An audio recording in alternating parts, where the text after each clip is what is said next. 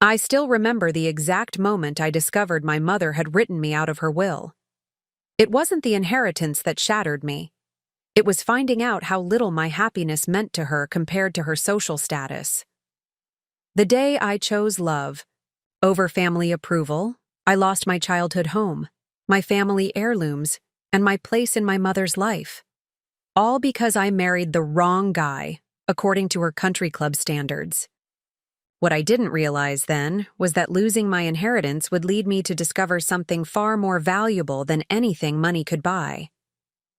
Before we jump back in, tell us where you're tuning in from, and if this story touches you, make sure you're subscribed, because tomorrow I've saved something extra special for you. If you had asked me 5 years ago where I'd be today, my answer would have sounded like a perfectly scripted, society-approved life plan. Running the family business, married to someone from my mother's social circle, living in a house that matched my childhood zip code, and hosting dinner parties where everyone wore pearls and discussed yacht clubs. That was the future carefully mapped out for me since birth. A future I never questioned until I met Ethan. I was 28 when my carefully constructed world began to crack. After graduating with a business degree from my mother's alma mater, as expected, completing an MBA, as expected, and working my way up in our family's investment firm, as expected, I had excelled at every milestone my mother had set for me. Olivia Harrison, dutiful daughter, heir to the Harrison fortune, and pride of the Newport social scene. My mother, Diana Harrison, wasn't just wealthy. She was old money, the kind that speaks in hushed tones about new money, as if it's a contagious disease. Our family had been part of the Newport social elite for 4 generations. The Harrison name opened doors, secured reservations at impossible-to-book restaurants, and commanded respect in circles where lineage mattered more than character. My brother, Maxwell, 3 years younger than me, had always been our mother's favorite, though she would never admit it. He shared her passion for social climbing, her disdain for anything ordinary, and her talent for making others feel subtly inferior. I loved him despite this. He was my brother after all. But where I questioned the emptiness behind our privileged lifestyle, Maxwell embraced it wholeheartedly. That spring, during the annual Harrison Foundation Charity Gala, an event more about being seen than actual charity, Mother had arranged for me to be seated next to Jonathan Whitmore, heir to the Whitmore banking fortune.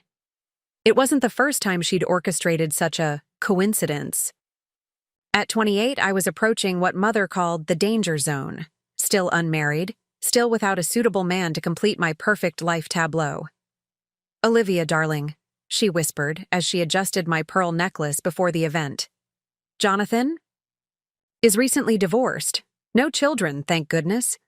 Caroline says he's looking to settle down again with someone more. Appropriate this time." The way she emphasized appropriate made it clear she thought I fit the bill perfectly. "Mother, please, not tonight," I sighed, already exhausted by the evening ahead. "You're not getting any younger, dear," she said with practiced concern, patting my cheek. "And the Harrison name needs to be joined with the right family. Your father would have wanted this." My father had passed away when I was 22, leaving Mother in control of the family fortune and the family itself. She wielded both with meticulous precision. He had been the softer presence in our home, the one who snuck me ice cream after Mother had declared it too fattening, the one who taught me to sail, even though Mother insisted it would ruin my complexion. I missed him daily. That night at the gala, I performed my role perfectly, laughed at Jonathan's mediocre jokes, asked interested questions about his banking innovations, there were none, and pretended not to notice when his eyes drifted to my décolletage. All the while, Mother watched approvingly from across the room, nodding slightly whenever I maintained the conversation. Maxwell smirked knowingly as he circulated among the guests, already 3 glasses of champagne deep and charming everyone, effortlessly. It was during the silent auction that everything changed.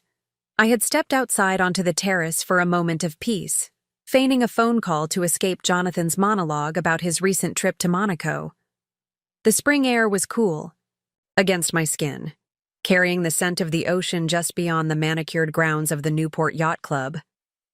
"Not a fan of silent auctions?" a voice asked from the shadows of the terrace. I turned to find a man leaning against the balustrade, his bow tie undone and hanging loosely around his neck.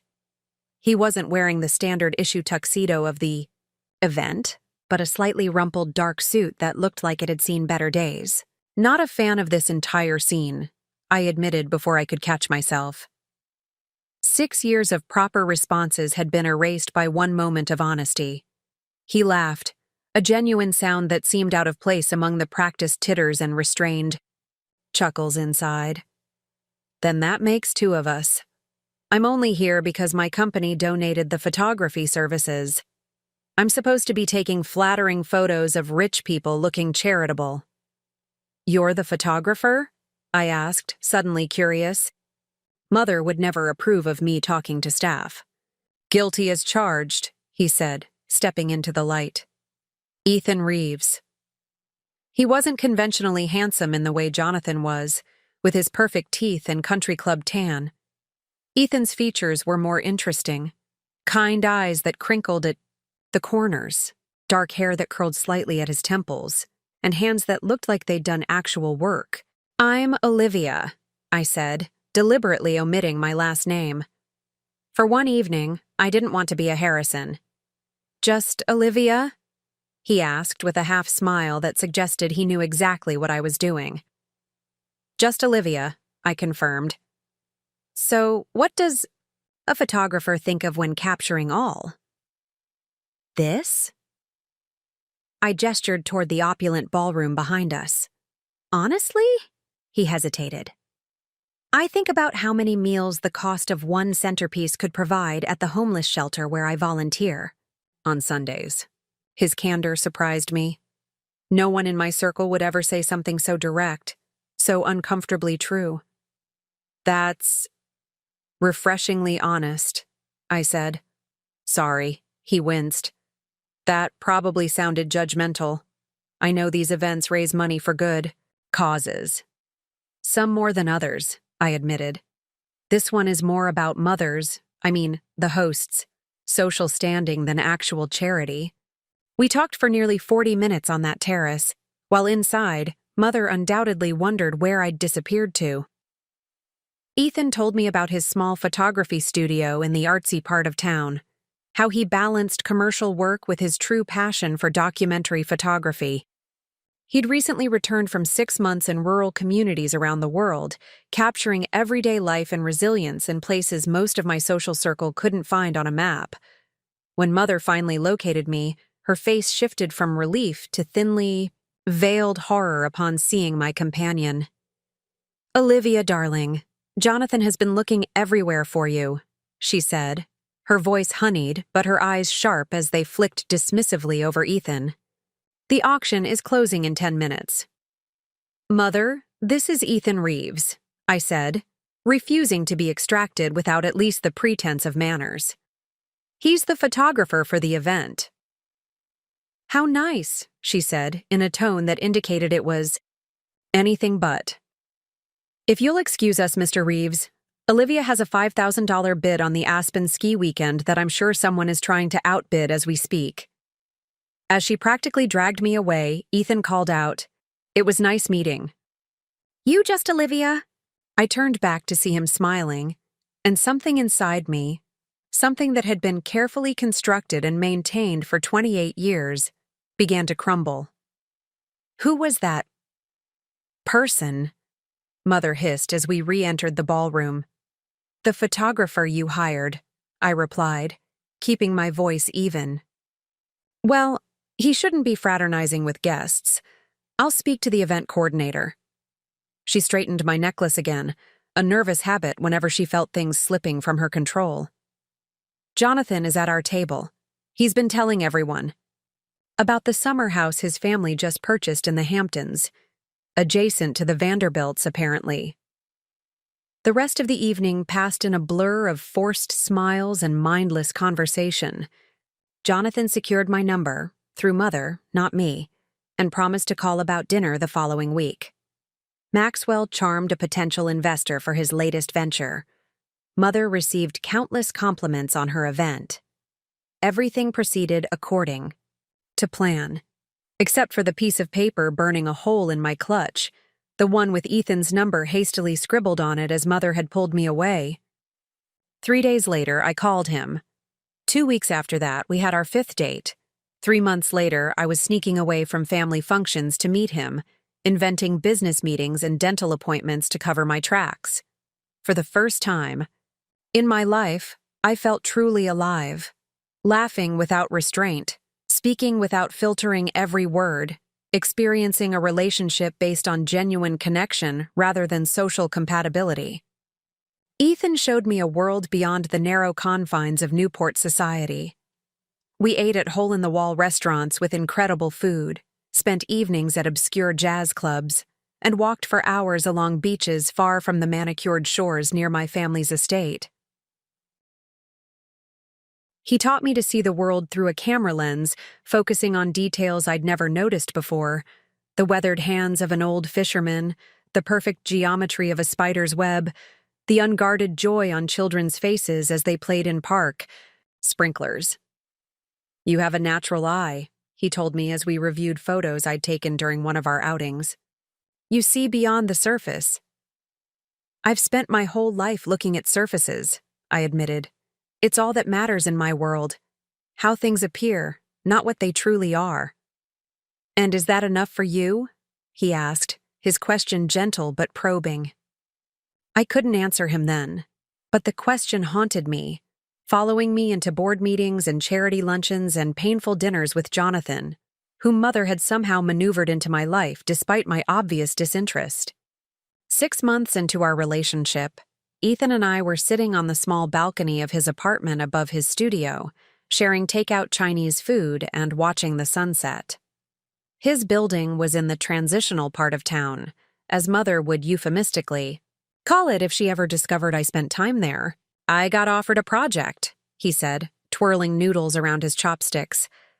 "National Geographic wants me to document indigenous communities adapting to climate change. 6 locations. 12 months. My heart sank. "That's amazing, Ethan. When do you leave?" "That depends," he said, setting down his food and taking my hand, "on whether you'd consider coming with me." I stared at him, certain I'd misheard. "Coming with you? For a year? Around the world?" "I know it's crazy," he said quickly. "You have your job, your family, your life here. But these past 6 months, Liv, I've never felt this way about anyone. And I see how alive you become when you're away from all the expectations and pretense. I watch you breathe deeper, laugh louder, become more yourself." "Ethan, I can't just abandon everything." "Can't you?" he challenged gently. "Or is it that you're afraid to discover who you might be without all of it defining you?" That night, as I lay in my perfectly appointed bedroom in the family mansion, staring at the same ceiling I'd stared at since childhood, Ethan's words echoed in my mind. Who was I beyond Olivia Harrison, heir to the Harrison fortune? Who might I become if I stepped away from the path so carefully laid out before me? 2 weeks later, after sleepless nights and endless internal debates, I made my decision. I requested a meeting with Mother in her study, the room where all significant family discussions occurred, where major decisions were announced, where disappointments were addressed with cutting precision. "Mother, I need to talk to you about something important," I began, perched on the edge of the leather chair across from her imposing desk. She looked up from her correspondence, removing her reading glasses. "If this is about the Whitmore Summer Gala, I've already accepted on our behalf. Maxwell has agreed to bring that lovely Peterson girl." "It's not about the gala," I said, steeling myself. "It's about my future. I've been offered an opportunity to travel for a year, documenting indigenous communities for National Geographic." Her perfectly manicured eyebrows rose slightly, the Diana Harrison equivalent of shocked disbelief. You're not a photographer, Olivia. I've been learning, and I'd be assisting someone who is. I carefully avoided mentioning Ethan's name, though I suspected the coming confrontation would inevitably reveal everything. This is absurd, she said dismissively, returning to her correspondence. You have responsibilities here. The Foundation's annual report, the new investment strategy for the Eastern portfolio, not to mention your position on the hospital board. I've already spoken to the team about covering my responsibilities, I pressed on. Everything is arranged. Now I had her full attention. She set down her pen deliberately and fixed me with the penetrating gaze that had made board members and social climbers alike wither. You've arranged this? Without consulting me? Without family discussion? Yes, I said simply. And what about Jonathan? I understand he's planning to propose at the summer regatta. This was news to me, though not entirely surprising given Mother's machinations. I won't be here for the regatta, and I'm not interested in Jonathan's proposal or Jonathan at all. Olivia Catherine Harrison, she said, her voice dangerously quiet. What exactly aren't you telling me? The moment had arrived, the precipice I'd been approaching for months. I've been seeing someone. His name is Ethan Reeves. He's a photographer, and he's the one who's been offered this opportunity. We're going together. The silence that followed was absolute, broken only by the steady tick of the grandfather clock in the corner, a Harrison heirloom that had witnessed generations of family dramas. The photographer from the gala, she finally said, her voice flat. It wasn't a question. Yes. And how long has this dalliance been going on? 6 months, and it's not a dalliance, Mother. I love him. She laughed then, a short, brittle sound entirely devoid of humor. Love. How convenient that you've discovered this emotion with someone who has access to our social circle through his profession, someone who can elevate his status by association with our family. He doesn't care about any of that, I defended. He doesn't even know about most of it. I haven't told him everything about our family or the business. Then you're being naive as well as foolish, she snapped. Everyone in this town knows who the Harrisons are and what we're worth. Ethan isn't from Newport. He moved here from Chicago just last year. And you believe that's coincidence? Her voice dripped with skepticism. Olivia, men like that target women like you. It's as old as time. That's not what's happening, I insisted, feeling my resolve strengthen in the face of her dismissal. And I'm going with him. I've already submitted my leave of absence at the firm. Mother stood, straightening to her full height, her posture impeccable as always. If you leave with this man, you leave everything behind. Your position at the firm, your role in this family, your inheritance, all of it. Are you threatening to disown me? I asked, disbelief coloring my voice despite having half expected this reaction. I'm stating facts, she replied coldly. The Harrison fortune will not fund some photographer's globe-trotting fantasy or be divided among his inevitable children. Our legacy is about excellence, tradition, and maintaining our position. If you choose to abandon that, you abandon everything that comes with it. I stood as well, suddenly calm in the face of her ultimatum. Then I guess I'll pack my things. Don't be dramatic, Olivia, she sighed. Take some time to reconsider this rash decision. Jonathan is planning a sailing excursion next weekend. Go with him, clear your head, remember who you are and what your responsibilities entail. I know exactly who I am, Mother, I said, moving toward the door. I'm just not sure you ever have. I left her study without looking back, my heart pounding, but my mind clearer than it had been in years. As I climbed the stairs to my bedroom, Maxwell emerged from the library, his expression suggesting he'd overheard enough. So, you're running off with the help? He asked, leaning against the banister with the casual confidence of someone who has never questioned their place in the world. He's not the help, Maxwell, I said tiredly. And yes, I'm leaving. A look of genuine confusion crossed his face. But why? You have everything here. The business will be yours someday. No, it won't, I replied.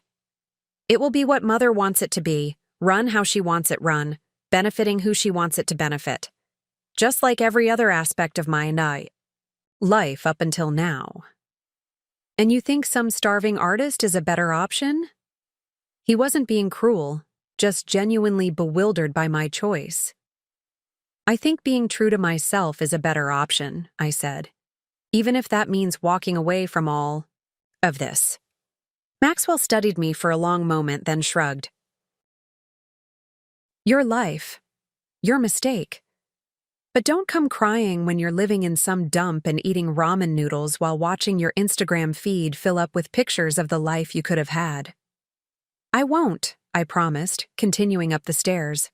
That night, I packed 2 suitcases, leaving behind designer clothes in favor of practical items for our travels. I took only a few sentimental pieces of jewelry that had belonged to my grandmother, who had been the one person in the family to encourage my independence before her death. Everything else, the trappings of Olivia Harrison, socialite and heir, remained. In my closets and drawers, like artifacts of a person who no longer existed. The next morning, I called Ethan. I told her, I said simply when he answered. How did it go? He asked, concern evident in his voice. Exactly as expected. She threatened to cut me off completely. Liv, I never wanted to come between you and your family, he said, his voice tight with worry. If you need to reconsider? I don't, I interrupted. I've never been more certain of anything. When do we leave? 2 days later, I moved my suitcases into Ethan's modest apartment.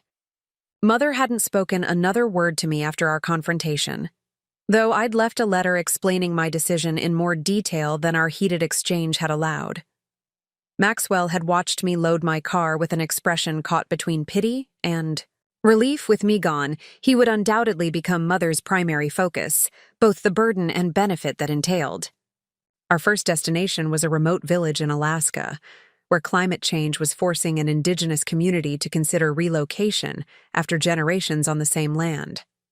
As our small plane approached the airstrip, I pressed my face to the window, watching the vast wilderness unfold beneath us. Something expanded in my chest, a sensation of freedom and possibility I'd never experienced in Newport's carefully contained world. Ethan reached for my hand across the narrow aisle, his eyes questioning. Any regrets? I thought about the life I'd left behind, the security, the privilege, the predetermined path. And I thought about what lay ahead, the unknown, the challenges, the chance to discover who I truly was beyond the Harrison name. Not one, I answered truthfully. And as the plane touched down on the gravel runway, I felt as though I too was landing on new ground, uncertain but exhilarating, difficult but real. What I couldn't have known then, as we collected our gear and stepped into the crisp Alaskan air, was that Mother would make good on her threat in ways I couldn't have imagined, or that my choice to follow my heart would set in motion events that would test everything I thought I knew about family, loyalty, and what truly constitutes a worthwhile inheritance. Preparing and narrating this story took us a lot of time, so if you are enjoying it, subscribe to our channel. It means a lot to us. Now back to the story. Life in Alaska was nothing like Newport. Our accommodations were basic. A small cabin on the outskirts of the village with unreliable electricity and plumbing that required a certain finesse. The first night, as I huddled under 3 blankets trying to stay warm, I wondered briefly if I'd made a catastrophic mistake. Then Ethan pulled me close, his warmth more comforting than any luxury Egyptian cotton sheets I'd left behind, and whispered, "Tomorrow, you'll see why we're here." He was right. The next morning, we were welcomed into the community by Elder Sarah, a woman with deep smile lines and eyes that held generations of wisdom. She introduced us to families who had lived on this land for centuries, whose connection to the earth and water ran as deep as their bloodlines. They showed us how rising temperatures were changing their hunting patterns, altering the migration of the wildlife they depended on, and threatening the very ground beneath their homes. As permafrost thawed. "This is our story," Elder Sarah told me as we sat in her kitchen drinking tea made from local herbs. "But who will hear it if no one tells it?" As Ethan documented their daily lives with his camera, I found myself drawn to their stories. I began recording interviews, taking notes, and learning to operate the secondary camera. At night, I would transcribe our recordings, organizing the material while Ethan edited photos. "You're a natural at this," he said one evening, reviewing my work. "You connect with people in a way I've never been able to. They trust you." I hadn't expected that. In Newport, relationships were strategic, not authentic.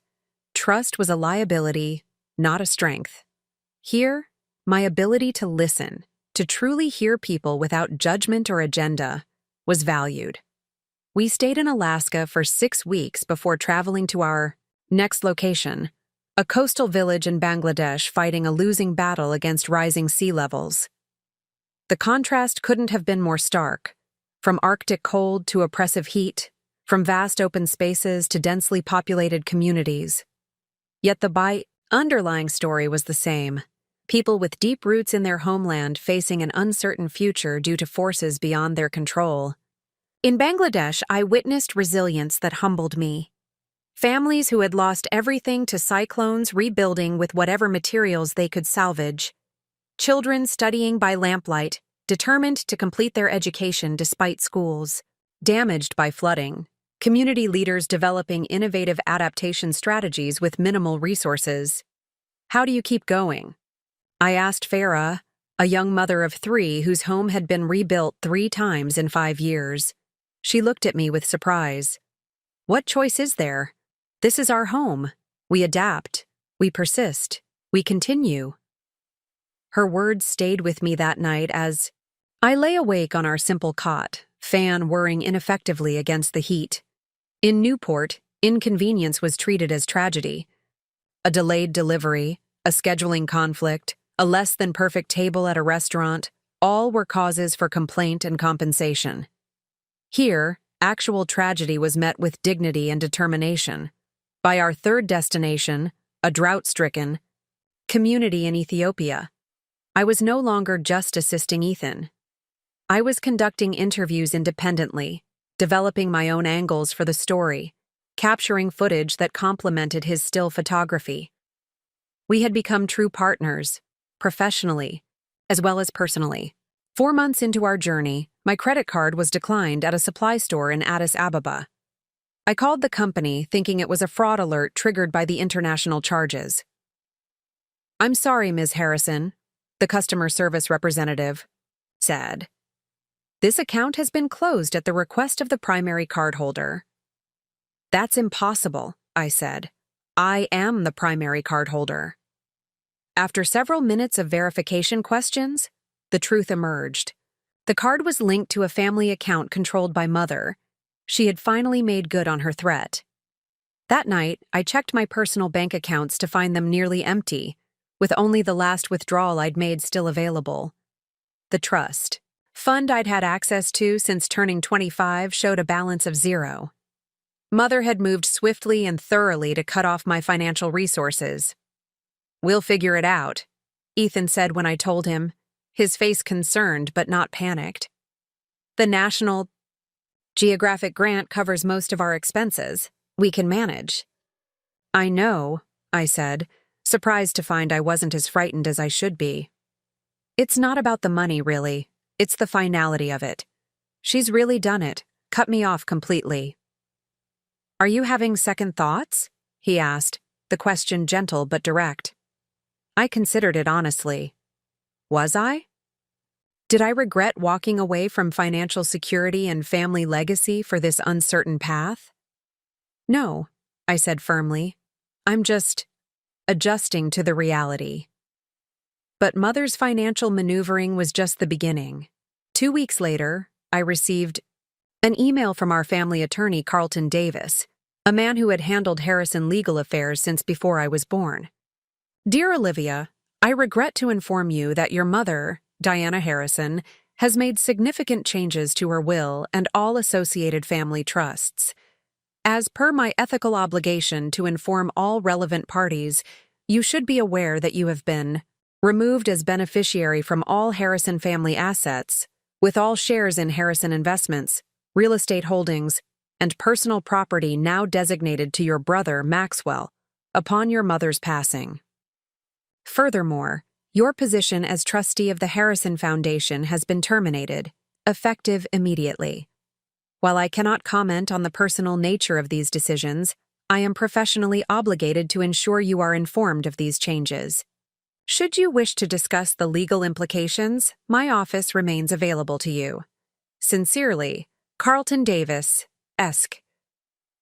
I read the email 3 times, each reading bringing a different emotion. First shock, then hurt, and finally a strange sense of liberation. Mother had done exactly what she'd threatened, removed me entirely from the Harrison legacy. The last ties binding me to my old life had been severed, not by my choice, but by hers. "Are you okay?" Ethan asked, finding me still staring at my phone an hour later. I showed him the email. His face darkened as he read it. "This is extreme. To cut you off completely, just because you chose your own path, your own happiness." "It's not just about my happiness," I explained. "In Mother's world, the family name and legacy are everything. By choosing you, someone outside our social circle, someone who doesn't enhance the Harrison status, I've betrayed generations of careful planning and strategic marriages." "That's medieval," he said, shaking his head. "That's old money," I corrected. "The names and faces change, but the rules remain the same. Blood and breeding matter above all else." "What about love?" he asked. "What about personal fulfillment?" "Luxuries for the middle class," I said with a sad smile. "For families like mine, marriages are mergers, children are heirs, and every decision is weighed against its impact on the family's position and power." That night, I couldn't sleep. I walked outside our modest guest house to a small courtyard where the Ethiopian night sky spread above me, stars brighter than I'd ever seen them in light-polluted Newport. Thought about what I'd lost: financial security, family connection, my place in a world I'd known all my life. And I thought about what I'd gained: authentic relationships, meaningful work, the freedom to discover who I truly was beyond the Harrison name and expectations. I sent one email before returning to bed, a brief note to Carlton Davis. "Mr. Davis, thank you for informing me of these changes. While I'm saddened by my mother's decision, I respect her right to distribute her assets as she sees fit. Please know that despite this development, I remain open to reconciliation should she ever reconsider our relationship. Regards, Olivia." Harrison, I added my new email address, no longer the Harrison Investments account I'd used for years, and pressed send. It felt important somehow to respond with dignity, to not allow Mother's rejection to provoke the emotional outburst she might have expected. Life continued. We traveled to Peru, then Indonesia, documenting communities adapting to environmental changes with creativity and determination. I learned to live with less, to find joy in experiences rather than possessions, to measure wealth in connections rather than currency. By the time we reached our final destination, a small island nation in the South Pacific that was already planning its entire population's relocation due to rising sea levels, I barely recognized the woman I had been a year earlier. My hair was lighter from the sun, my skin tanned despite diligent use of sunscreen.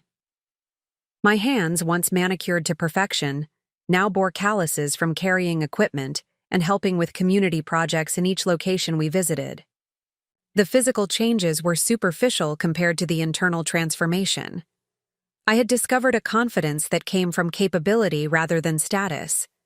I had learned to value directness over diplomacy, authenticity over appearance.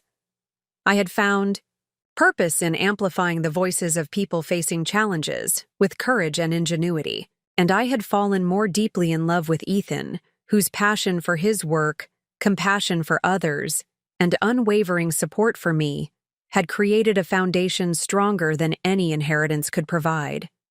In the South Pacific, on a beach with impossibly blue water lapping at the shore, Ethan proposed. No diamond ring. We both knew such extravagance wasn't needed. Just a simple band of local wood he'd commissioned from an island artisan. "I know this isn't what you grew up expecting," he said. The ring balanced on his palm. "It's not platinum or diamonds. It won't impress anyone at a country club." "It's perfect," I said, meaning it completely. "And so are you." We married there on the island, with the community we'd been living among as our witnesses. The island. Chief performed the ceremony, blending their traditions with elements I treasured from my own culture. I wore a simple white dress purchased at a local market, my hair adorned with tropical flowers instead of my grandmother's pearl hairpins. No engraved invitations had been sent, no elaborate floral arrangements ordered, no 5-course meal served on fine china. Instead, the community prepared a feast of local specialties, music was played on traditional instruments, and dancing continued well into the night beneath strings of simple lights and the vast canopy of stars. It was nothing like the wedding Mother would have planned for me and Jonathan Whitmore. No society photographer for Newport Life magazine, no string quartet, no champagne flown in from France. And yet it was more meaningful, more joyful, more authentic than any celebration I could have imagined in my previous life. "Mrs. Reeves," Ethan whispered as we danced together, the ocean breeze cooling our skin. "That sounds strange," I admitted. "But good strange." "Having second thoughts about giving up Harrison?" he teased. "Not even for a second," I assured him. "This is who I'm meant to be." As our year-long project concluded, we faced the question of what came next. The documentation had been successful beyond National Geographic's expectations. Ethan's photographs were being featured in a traveling exhibition, and my written narratives, which had begun as simple supporting material, had evolved into a powerful component of the project. We had opportunities to continue similar work, offers from other publications and organizations impressed with our collaborative approach, but we also had to decide where to call home. Returning to Newport was out of the question. Ethan's small apartment above his studio had been sublet during our absence. We were, in essence, homeless, a concept that would have horrified my former self but now seemed like an opportunity rather than a crisis.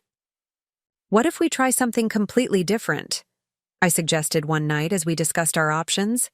"What if we use what we've learned this year to create something new?"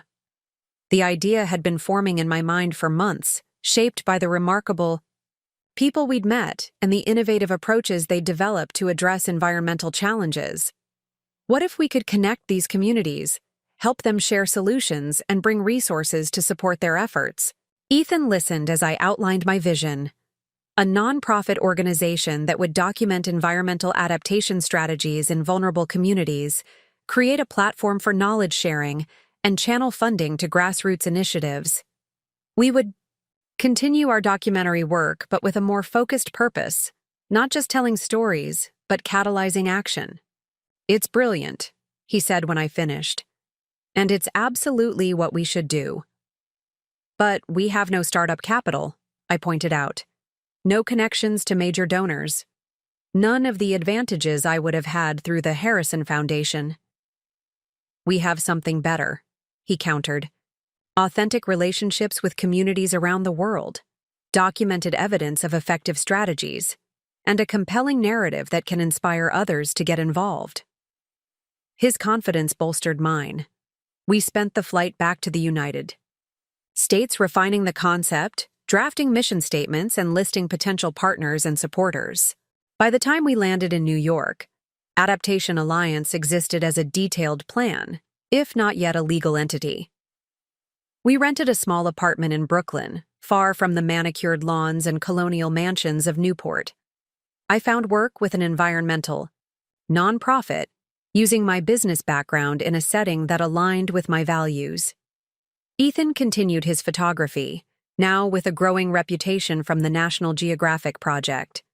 Evenings and weekends were devoted to building Adaptation Alliance from concept to reality. 6 months after our return, we received our 501c3 status.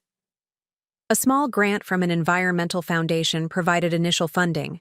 The networks we'd built during our year of travel yielded partnerships with community organizations in each location we'd visited. We launched a simple website featuring Ethan's photographs and my narratives, along with practical information about adaptation strategies being implemented in different regions. The work was challenging in ways my position at Harrison Investments never had been. Each decision had real consequences for communities we cared about. Each dollar needed to stretch further than seemed possible. Each day brought new problems to solve with limited resources. But it was also deeply fulfilling. When a coastal village in Bangladesh successfully implemented a floating garden technique they'd learned from our knowledge-sharing platform, increasing food security for 30 families, I felt a sense of accomplishment that no investment portfolio had ever provided. When a community in Alaska secured funding through a connection made at one of our events, allowing them to relocate critical infrastructure to higher ground, the victory belonged to all of us. 1 year after establishing Adaptation Alliance, we hosted our first conference in New York, bringing together representatives from each community in our network, along with researchers, funders, and policymakers. The event exceeded our expectations, generating media coverage, new partnerships, and funding commitments that would sustain our work for the coming year. At the closing reception, as I watched people from vastly different backgrounds and geographies engaged in animated conversations, sharing ideas and contact information, I felt a tap on my shoulder. "Excuse me, are you Olivia Reeves, the founder of Adaptation Alliance?" I turned to find a woman in her early 60s, elegantly dressed but not ostentatiously so, with intelligent eyes and a purposeful demeanor. "Yes, I am," I confirmed, extending my hand. "Margaret Wellington," she said, shaking my hand firmly. "I'm with the Wellington Foundation. We're very impressed with what you've built here." The Wellington Foundation was a major player in environmental philanthropy, with resources that could transform our organization's capacity. I tried to maintain my composure as I thanked her for attending. "Your approach is unique," she continued, "connecting communities facing similar challenges, centering local knowledge, building horizontal rather than vertical relationships. It's refreshing in a field that too often imposes solutions from the top down." "That philosophy comes directly from our experiences in these communities," I explained. "They don't need outsiders telling them what to do. They need resources, connections, and platforms to share what they already know works." Margaret nodded approvingly. "The Wellington Foundation would like to discuss a significant multi-year grant to expand your work. Perhaps we could meet next week to explore the possibilities?" As we scheduled the meeting, I felt a wave of vindication wash over me.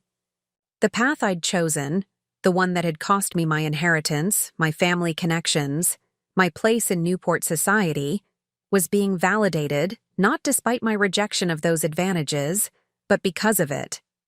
The perspective I'd gained by stepping outside, the privileged bubble of my upbringing, had enabled me to create something meaningful in a way that never would have been possible had I remained Olivia Harrison, dutiful daughter and heir.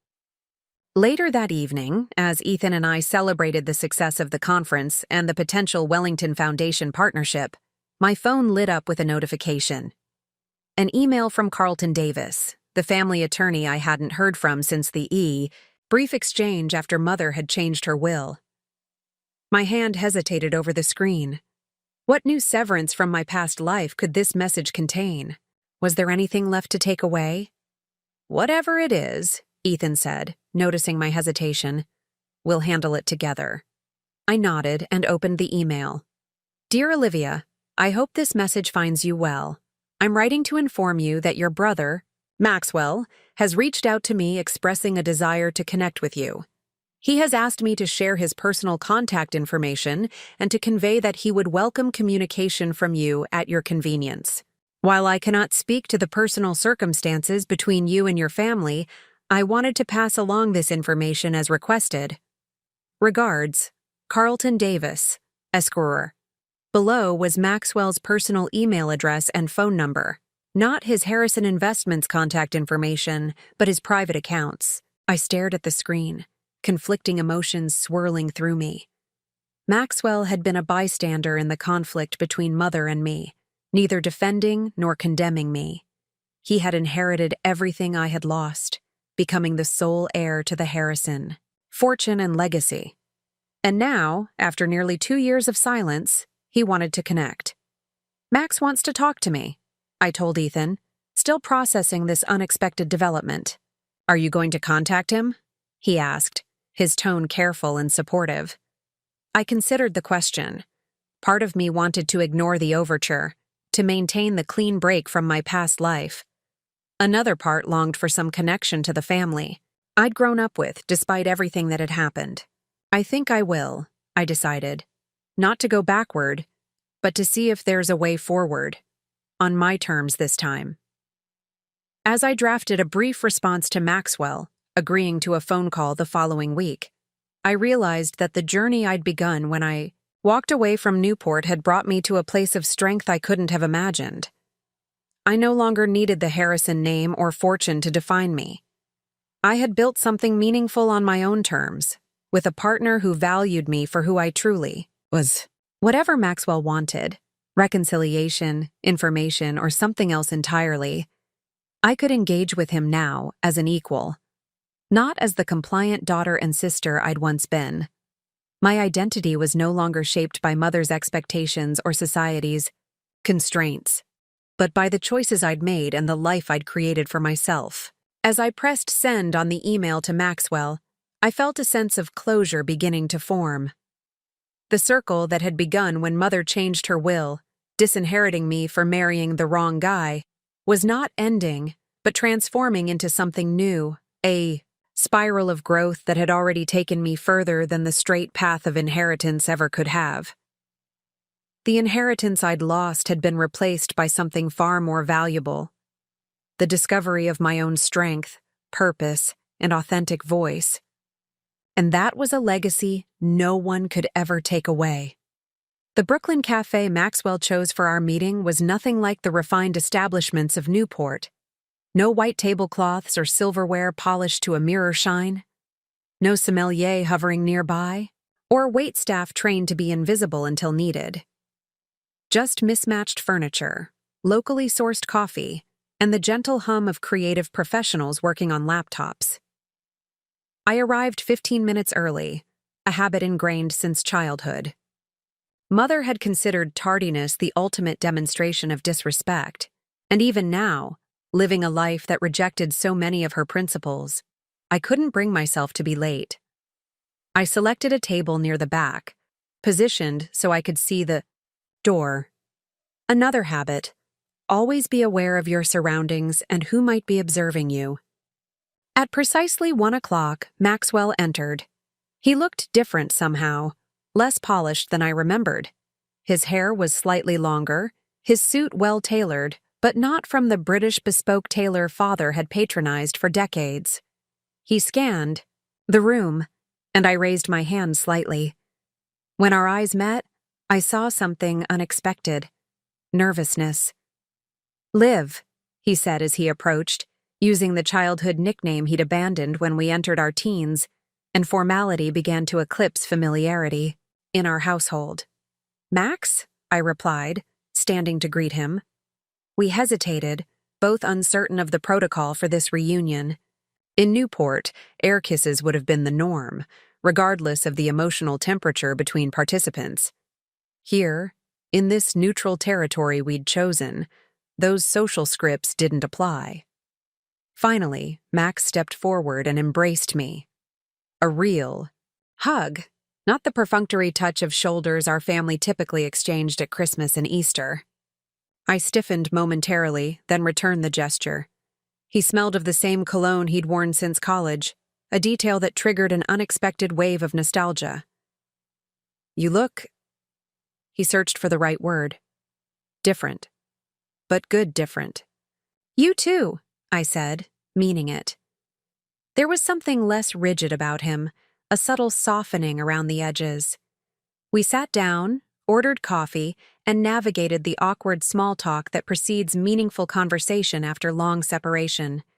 He asked about Ethan, about our work with Adaptation Alliance, about our travels, all information he could have gleaned from our website or social media. I asked about Newport, about his role at Harrison Investments, about mutual acquaintances. All subjects that felt like discussing a foreign country I'd once visited. Finally, after our coffee had grown cold and the preliminaries exhausted, Maxwell set down his cup with deliberate care. I should have reached out sooner, he said, his gaze direct. After Mother changed the will, I should have called you. Why didn't you? I asked, the question simple but loaded with 2 years of silence. Maxwell sighed. Honestly? At first I thought Mother would calm down, that it was a temporary reaction. By the time I realized she was serious, months had passed, and I didn't know what to say that wouldn't sound. Self-serving? I suggested, given that you inherited everything I lost? He flinched but nodded. Yes, exactly that. And then, more time passed and it became harder to make that first contact. So, why now? I asked. What's changed? Maxwell hesitated, and I noticed a slight tremor in his hands as he pushed his coffee cup aside. I'm getting married, he said. Congratulations, I replied automatically, wondering if this was his reason for reconnecting, to invite me to a wedding Mother would surely forbid my attendance at. Anyone I know? David Mercer, he said quietly. I blinked, certain I'd misheard. David, your college roommate? The one who works for that tech company in California?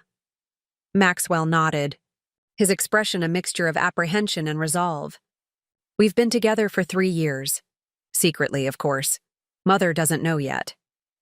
Understanding dawned with dizzying clarity. Maxwell, the perfect son, the compliant heir, the one who had seemingly embraced every aspect of the life I'd rejected, had been living with a secret that would devastate Mother as thoroughly as my choice had. Max, I breathed, reaching across the table to grasp his hand. I had no idea. No one does, except David's family. They've been incredibly supportive. He squeezed my hand.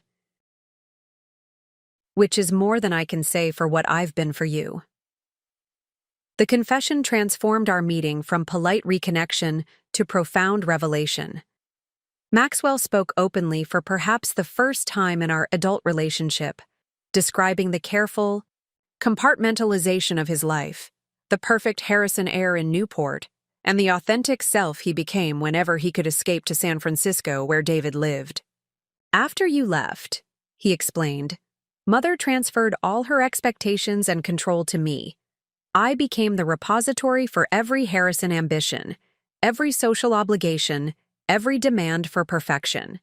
And I was too much of a coward to follow your example. It wasn't courage, I said. It was desperation. I couldn't breathe in that life anymore. I know that feeling, he admitted. Every time I return from visiting David, it's like putting on a suit that's too tight. I'm suffocating by inches. So why stay? I asked, though I knew the answer from my own journey. Fear, he said simply. Fear of losing everything. Fear of Mother's rejection. Fear of disappointing Father's memory. Fear of stepping into the unknown without the Harrison safety net. The same fears I had, I acknowledged. But Max, the freedom on the other side is worth it. I won't pretend it's been easy, but I've never regretted my choice. He studied me, as if trying to measure the truth of my words against his own terrors. Tell me honestly, what's it like? Building a life without the Harrison name opening doors? Without the money smoothing every path? I considered his question carefully, wanting to offer truth rather than platitudes. It's harder in ways I never anticipated. Simple things become complicated when you can't throw money at problems. Connections have to be earned rather than presumed. Respect comes from your work, not your last name. Maxwell nodded, looking both frightened and fascinated. But, I continued, it's also more genuine than anything I experienced in Newport. Every accomplishment is truly mine. Every relationship is based on who I am, not what I represent. And there's a freedom in that authenticity that's worth every struggle. David wants me to move to San Francisco, Maxwell said after a moment, to stop living separate lives, to be open about our relationship. And what do you want? I asked. His eyes, so like mine, met my gaze directly. I want what you have. Not the specific circumstances, but the congruence between who you are and how you live.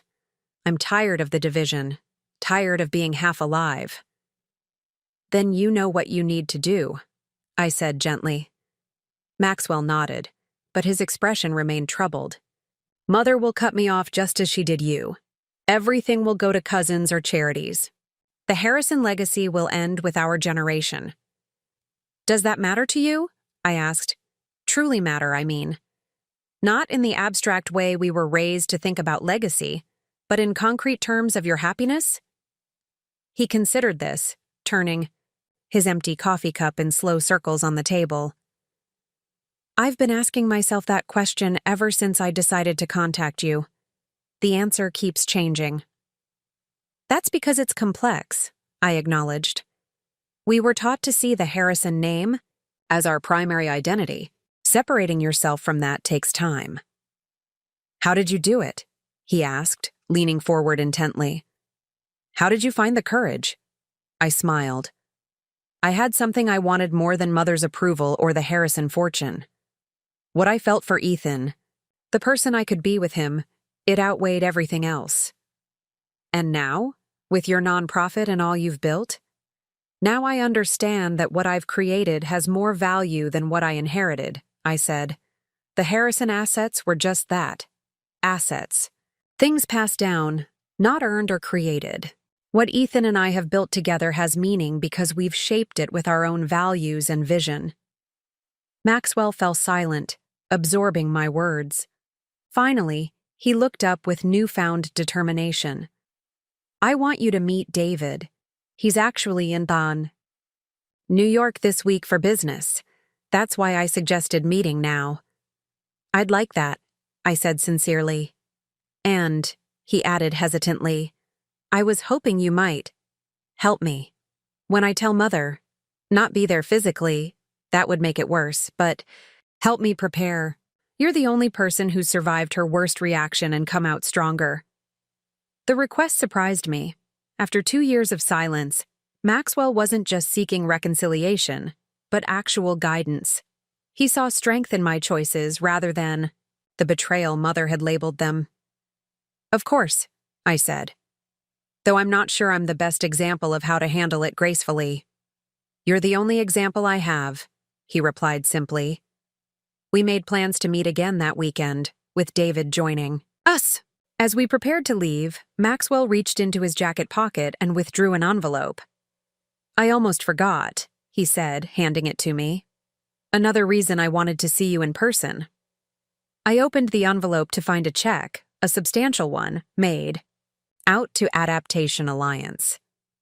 Max, this is too much, I said, immediately calculating how many community projects this could fund, how many additional staff we could hire. It's from my personal funds, not the family accounts, he clarified quickly. I've been following your work. What you're doing matters, Liv. I want to support it regardless of what happens with Mother.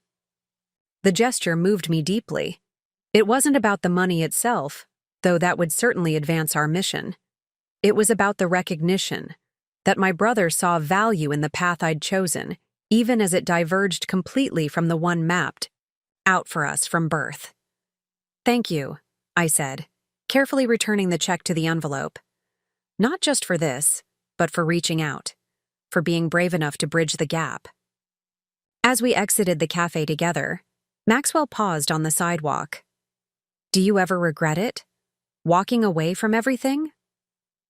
I thought about the question, not with the practiced assurance I'd developed for similar inquiries from others, but with genuine self-reflection. Did I ever miss the security, the luxury, the effortless social navigation that came with being a Harrison? There are moments, I admitted. Usually small ones, when I'm negotiating with a difficult grant provider, or when our apartment's heating fails in February, or when I see an old Newport acquaintance featured in a magazine at some gala I would have attended. But they're fleeting. They're not regrets, just acknowledgments of the trade-offs. Maxwell nodded, understanding. "And they're outweighed by what you've gained."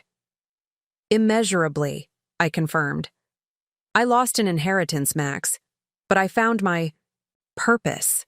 There's no comparison in value." We parted with another embrace, this one less tentative than the first. As I watched him walk away, his shoulders straighter than when he'd arrived, I felt a sense of closure begin to form. Not the bitter kind I'd expected if I ever reconnected with my family, but something healing and hopeful. The weekend dinner with Maxwell and David proved revelatory. David was nothing like what Mother would have chosen for her son. He was brilliant, but unpretentious, successful but not status-obsessed, confident but kind. I immediately understood what Maxwell saw in him, a path to authenticity, much as Ethan had been for me. Ethan and David connected over their shared experiences as outsiders to the rarefied world of old money, swapping humorous observations about the peculiar social codes neither of them had been born understanding. Maxwell, watching them, seemed both anxious and envious of their easy self-acceptance. "When are you planning to tell Mother?" I asked as we lingered over dessert in our modest apartment. "After the Wellington Foundation benefit next month," Maxwell replied. "She's co-chairing it with Eliza Whitmore. I don't want to disrupt that for her. It's important to her social standing." I nodded, acknowledging the consideration while also recognizing the delay tactic. "And then?" "Then I tell her everything," he said, reaching for David's hand across the table. "About us. About our plans to live together openly in San Francisco. About the life I actually want versus the one she's planned. Be prepared for her to react exactly as she did with me," I warned gently. "The disinheritance, the social exile, the complete severance." "I know," Maxwell said, his voice stronger than I'd ever heard it. "I've been living on borrowed time in her good graces. Authenticity has a price in our family. But it's worth it," David added softly, squeezing Maxwell's hand. "You're worth it." The evening ended with promises to stay connected, regardless of what happened with Mother. As they left, I felt a bittersweet happiness for my brother. Joy that he'd found someone who valued him for himself. Sadness for the painful rupture I knew lay ahead for him. "He'll be okay," Ethan said as we cleared the dinner dishes. "He has you as a roadmap now." "I just hope he's prepared for how difficult Mother can be," I said. "She'll see this as a double betrayal. First me, now him." "Or maybe it will be her wake-up call," Ethan suggested. "Sometimes losing everything is what people need to reevaluate their priorities." I considered this, though experience with Mother made me skeptical. Diana Harrison was not a woman who reconsidered her positions or admitted error. Her worldview was as fixed as the North Star, with the Harrison legacy at its center. Maxwell's revelation would shake that foundation, even more profoundly than my departure had. The Wellington Foundation benefit was a major event in the environmental philanthropy world, bringing together old money, new tech wealth, and nonprofit leaders in a rare confluence of interests. Adaptation Alliance had been invited to participate, not because of my Harrison connections, which remained severed, but because of our growing reputation for innovative work. The event was held at the Metropolitan Museum of Art, an appropriately grand setting for the substantial fundraising goals. As Ethan and I arrived, I felt a momentary disorientation. This world of high society galas had once been my natural habitat, but now I entered it as an outsider, representing a small nonprofit rather than a dynastic fortune. "Nervous?" Ethan asked as we checked our coats. "Not nervous," I clarified. "Just recalibrating." The last time I attended something like this, I was Olivia Harrison, heiress and board member. Now I'm here on the merits of our work. "Which makes you belong here more legitimately than ever before," he pointed out. The observation bolstered my confidence as we entered the grand hall. The space was transformed for the evening, with tasteful decorations emphasizing environmental themes. Wealthy donors circulated among nonprofit representatives. Corporate sponsors displayed. Their green initiatives and silent auction items promised exclusive experiences to the highest bidders. I navigated the room with practiced ease, introducing Ethan and discussing Adaptation Alliance with interested parties. The skills honed at countless Newport events served me well, though now deployed for a purpose I genuinely believed in rather than social positioning. Several times, I noticed familiar faces from my previous life, former associates of Mother's, members of clubs the Harrisons had belonged to for generations. Some nodded politely. Others pretended not to see me. An hour into the event, as I was explaining our community-centered approach to a potential donor, I felt a shift in the room's energy. Turning slightly, I saw Mother entering with her typical perfect timing. Not too early to seem eager, not too late to seem dismissive. She wore midnight blue, her signature color for important occasions, with the Harrison sapphires at her throat and wrists. Maxwell followed just behind her, impeccably dressed as always, but with a tension visible in his posture that only someone who knew him well would notice. Our eyes met briefly across the room, and I gave him a subtle nod of encouragement. For a moment, I considered avoiding Mother entirely. We hadn't spoken in over 2 years, and this public setting hardly seemed appropriate for any kind of meaningful interaction.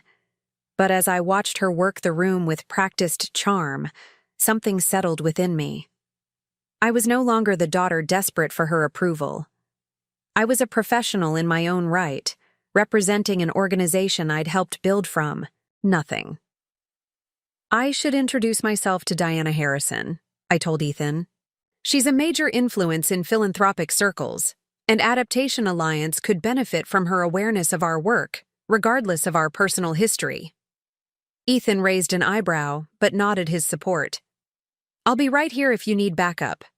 I made my way across the room, timing my approach for a moment when Mother had just finished a conversation and hadn't yet engaged another guest.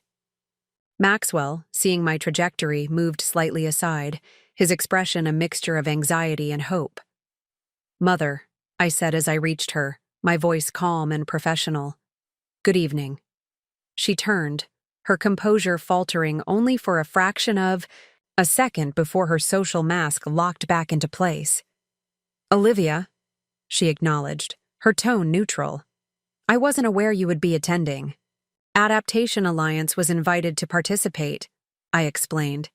"We've been doing work that aligns with the Wellington Foundation's priorities." A slight tightening around her eyes was the only indication that the name of my organization registered with her. "I see. How enterprising of you." "It's been rewarding work," I said simply. "We've been able to make meaningful differences in several communities facing environmental challenges." "Yes, Maxwell mentioned something about your project," she said, managing to imbue the word with subtle dismissal, though I understood it to be quite small in scale. "We're growing," I replied evenly. "In fact, the Wellington Foundation is considering a significant grant to expand our programs. Something flickered across her perfectly composed features. Surprise, perhaps, or reluctant recognition that my work had gained legitimacy beyond what she'd anticipated.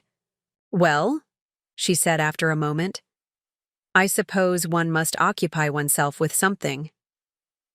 Before I could respond to this backhanded acknowledgement, Maxwell stepped forward. "Liv's organization is doing groundbreaking work, Mother. Their approach to community empowerment is being recognized throughout the sector." Mother's gaze shifted between us, clearly unsettled by Maxwell's defense of me. "You seem unusually well-informed about your sister's activities," she observed, a new wariness entering her expression. "We've reconnected recently," Maxwell stated, his voice steady despite the slight pallor that had crept into his face. "I've been learning about her work and her life." The implication that Maxwell had defied her unspoken ban on contact with me registered immediately. Mother's hand tightened on her champagne flute, though her social smile remained fixed. "How interesting that you didn't mention this," she said, her tone dropping several degrees. "I've been meaning to discuss several things with you, Mother," Maxwell replied, meeting her gaze directly. "Perhaps after the benefit, when we have proper privacy." I recognized the courage this simple statement required from him, a small assertion of independence that presaged the larger revelation to come. Rather than leaving him exposed in this moment of vulnerability, I decided to change the subject. "The Wellington Foundation has done a remarkable job with the event," I commented smoothly. "I understand you co-chaired the planning committee." The diversion worked. Mother shifted into her role as social leader, describing the decisions behind various aspects of the evening while subtly emphasizing her central role in its execution. Maxwell shot me a grateful glance as she elaborated on the challenges of coordinating with the museum staff. After a few minutes of this safer conversation, I noticed Margaret Wellington approaching our group. "If you'll excuse me," I said, "I need to speak with Margaret about our upcoming proposal. It was interesting to see you again, Mother." I moved away before she could respond, but not before noticing the calculating look she directed at Maxwell. My brief interaction with her had confirmed what I already knew. Reconciliation was not a possibility. She viewed my new life not as a valid choice, but as a curious diversion until reality forced me back to the fold. The fact that reality had done no such thing, that I'd instead built something meaningful outside her sphere of influence, was something she couldn't or wouldn't acknowledge. As the evening progressed, I maintained a professional focus on representing Adaptation Alliance, while keeping a discreet eye on Maxwell. He performed his duties as Mother's son perfectly, but I noticed him checking his phone frequently, presumably communicating with David, who was waiting elsewhere for their post-event meeting. The benefit concluded successfully, with the Wellington Foundation announcing record donations for environmental initiatives. As guests began departing, I found Maxwell near the coat check. "Are you still going through with it tonight?" I asked quietly. He nodded, his expression a mixture of dread and resolve. "David's waiting at my apartment. Mother expects me to escort her home and review the evening's outcomes, as we always do after these events. I've told her I need to discuss something important with her." "Remember what we talked about," I said, gripping his arm supportively. "Be clear, be direct, and be prepared for her to lash out. This isn't about her or her feelings. It's about your life and your right to live it authentically." "I know," he said, his voice stronger than I'd expected. "Seeing you tonight, how you've built something meaningful despite everything you lost, it helps Liv, more than you know." We embraced briefly, drawing curious glances from nearby guests unaccustomed to such displays of affection at formal events. "Call me afterward, whatever happens," I urged. "Ethan and I will be home all evening." As Maxwell went to collect Mother for their departure, Ethan joined me. "Everything okay?" he asked, sensitive to the emotional undercurrents. "Maxwell's telling her tonight," I explained quietly. About David, about their plans to live openly together in San Francisco. Ethan whistled softly. Brave man. From what you've told me about your mother, that won't go over well. No, I agreed, watching as Maxwell escorted Mother toward the exit, her hand resting formally on his arm, unaware that within hours their relationship would fundamentally change. But he's ready. He's choosing his own path, just as I did. That night, Ethan and I waited in our apartment, attempting to distract ourselves with work, but both aware of the confrontation unfolding across town. Shortly after midnight, my phone rang with Maxwell's number. Max? I answered immediately. How did it go? The silence on the other end lasted long enough to concern me, followed by a ragged exhale. About as expected, he finally said, his voice hoarse. She threatened disinheritance, accused David of manipulating me for the Harrison fortune, suggested I was having some kind of delayed crisis brought on by your abandonment of the family. I'm so sorry, Max, I said, though we had anticipated exactly this reaction. Don't be, he replied, and I was surprised to hear a note of liberation in his voice beneath the strain. It's done. I've said what needed saying for years. I'm staying at David's hotel tonight, and tomorrow we're flying to San Francisco. I've already instructed Carlton to begin the process of transitioning my responsibilities at Harrison Investments. How do you feel? I asked, concerned about the aftermath of such a rupture. Lighter, he said after a moment's reflection. Terrified, but lighter. Like I've been carrying this massive weight for so long that I'd forgotten what it feels like to stand up straight. That feeling gets stronger, I assured him. The fear fades, but the freedom remains. We talked for another hour, about practical matters like his planned move, about emotional considerations like grieving the relationship with Mother, about the new life he was choosing with David. By the time we hung up, I felt confident he would navigate this transition, painful as it was. As I joined Ethan in bed afterward, I thought about the parallel journeys my brother and I had taken, both choosing love and authenticity over inheritance and approval, both discovering that what we gained was worth far more than what we lost. He'll be okay, Ethan said, pulling me close. He has you as proof that there's life after disinheritance, and a pretty amazing life at that. I smiled in the darkness, thinking of all we'd built together. Our relationship, our organization, our community of purpose-driven colleagues and friends. None of it would have been possible had I remained in Newport, following Mother's carefully plotted course for my life. The best inheritance, I murmured, sleep beginning to claim me, is the courage to create your own path. 3 years after, Maxwell's confrontation with Mother Adaptation Alliance had grown beyond anything I could have imagined when Ethan and I first sketched our vision on a flight back to the United States. The Wellington Foundation grant had been transformative, allowing us to expand our team, extend our reach to 12 countries, and develop a digital platform where communities could share indigenous solutions to environmental challenges.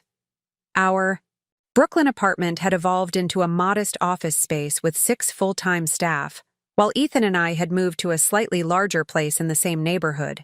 Still nothing like the Newport mansion I'd grown up in, but comfortable and filled with treasures from our travels rather than inherited antiques.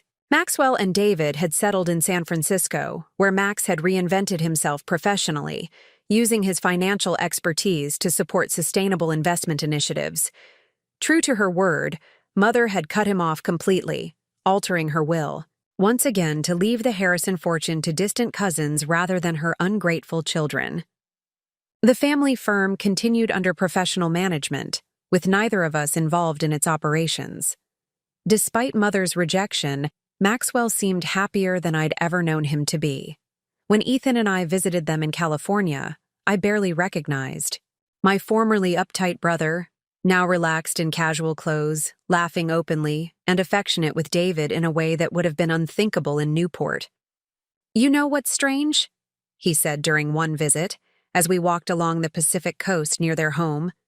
I spent most of my life dreading this exact situation, being cut off, losing my position, disappointing mother. It was my worst fear. And now that it's happened, I realize it wasn't worth fearing at all. Because the reality isn't as bad as the anticipation? I suggested. Because what I gained is so much more valuable than what I lost, he corrected. I wasted years protecting an inheritance that was actually holding me hostage. His words resonated deeply. The Harrison fortune had never been just about money. It represented a worldview, a set of expectations, a prescribed path that allowed no deviation.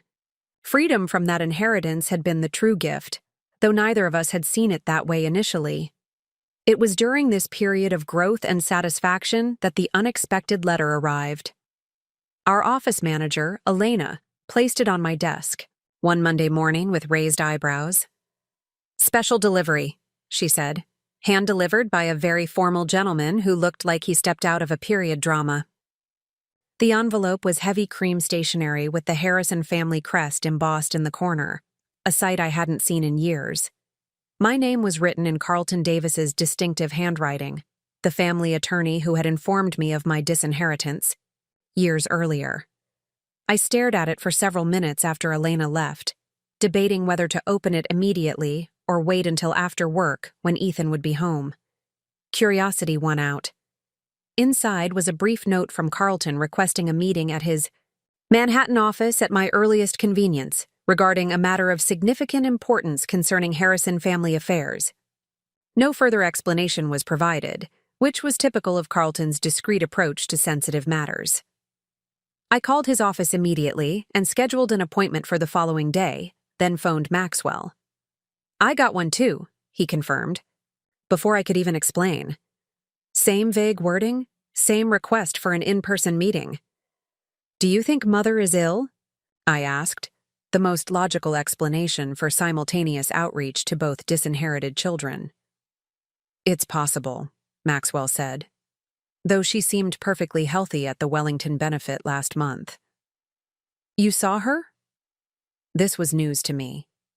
Maxwell hadn't mentioned any contact with Mother since their confrontation. From a distance, we didn't speak. She was with the Whitmore crowd as usual, looking exactly the same, commanding the room without appearing to try. We speculated about various possibilities. Perhaps she was selling the Newport house.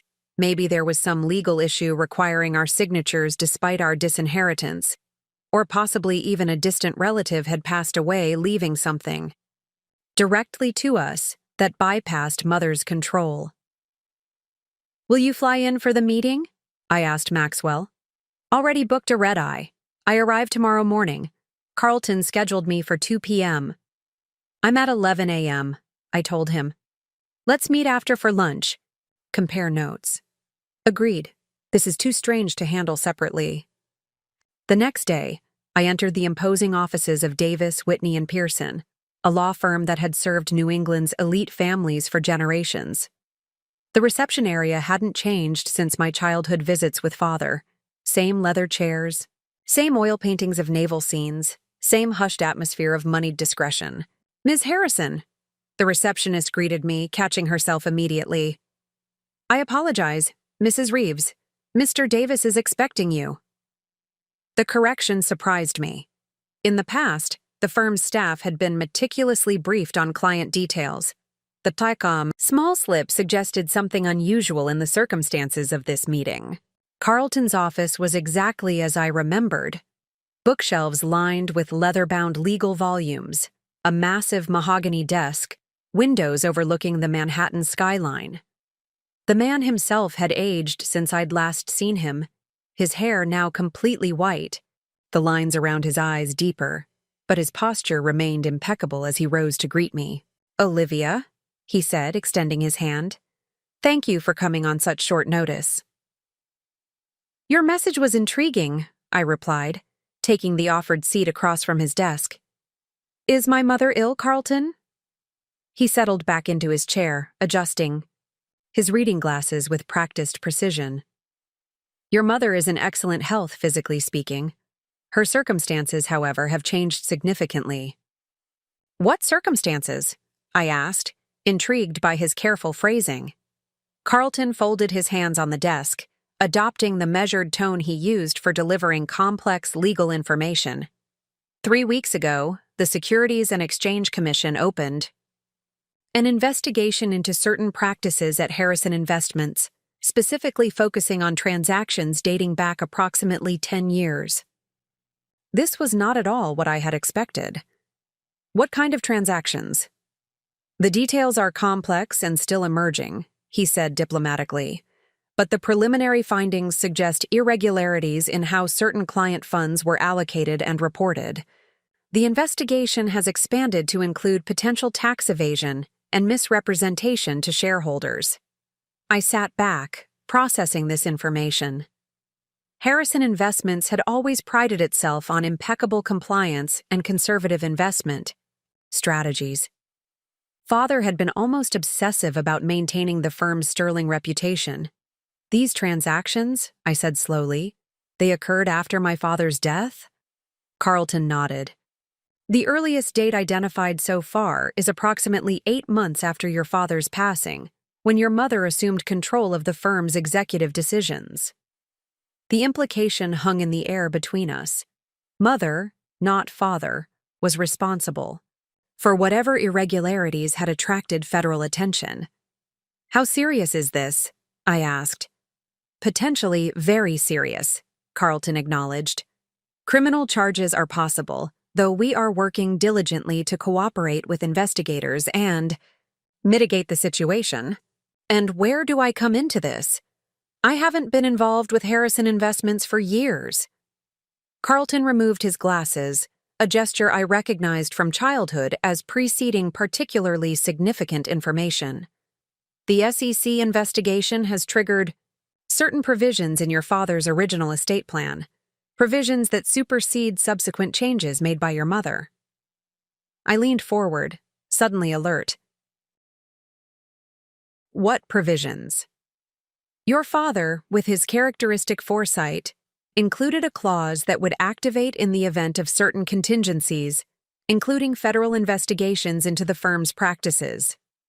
This clause stipulates that control of specific Harrison assets, including the Newport property and several investment portfolios segregated from the main business, would transfer immediately to his children, removing them from potential risk associated with the company's legal challenges. But Mother changed her will, I pointed out. Maxwell and I were both disinherited. She changed her will, yes, Carlton confirmed. But she couldn't alter certain irrevocable trusts your father established before his death. The contingency clause exists within those trusts, beyond her control. The implications slowly dawned on me. So you're saying that because of this investigation, Maxwell and I inherit these protected assets regardless of Mother's wishes? That is precisely what I'm saying, Carlton confirmed. As of last week, you and your brother have each inherited approximately 1/3 of your father's original estate, specifically the portions he placed in protected trusts anticipating potential business complications. I sat in stunned silence, trying to absorb this unexpected reversal.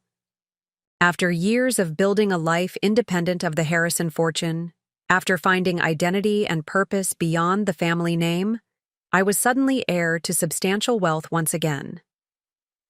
The Newport house? I asked, thinking of the childhood home I'd left behind. Falls under the protected assets, Carlton confirmed. It transfers to you and Maxwell jointly, along with the art collection, the family silver, and other personal property your father specifically designated. And Mother? I couldn't help asking. What happens to her? Carlton's professional facade slipped slightly, revealing genuine concern. She retains approximately 1/3 of the original estate, also protected by your father's foresight. However, her control of Harrison Investments is now in jeopardy. The board has requested her temporary removal as chairperson pending the investigation's outcome.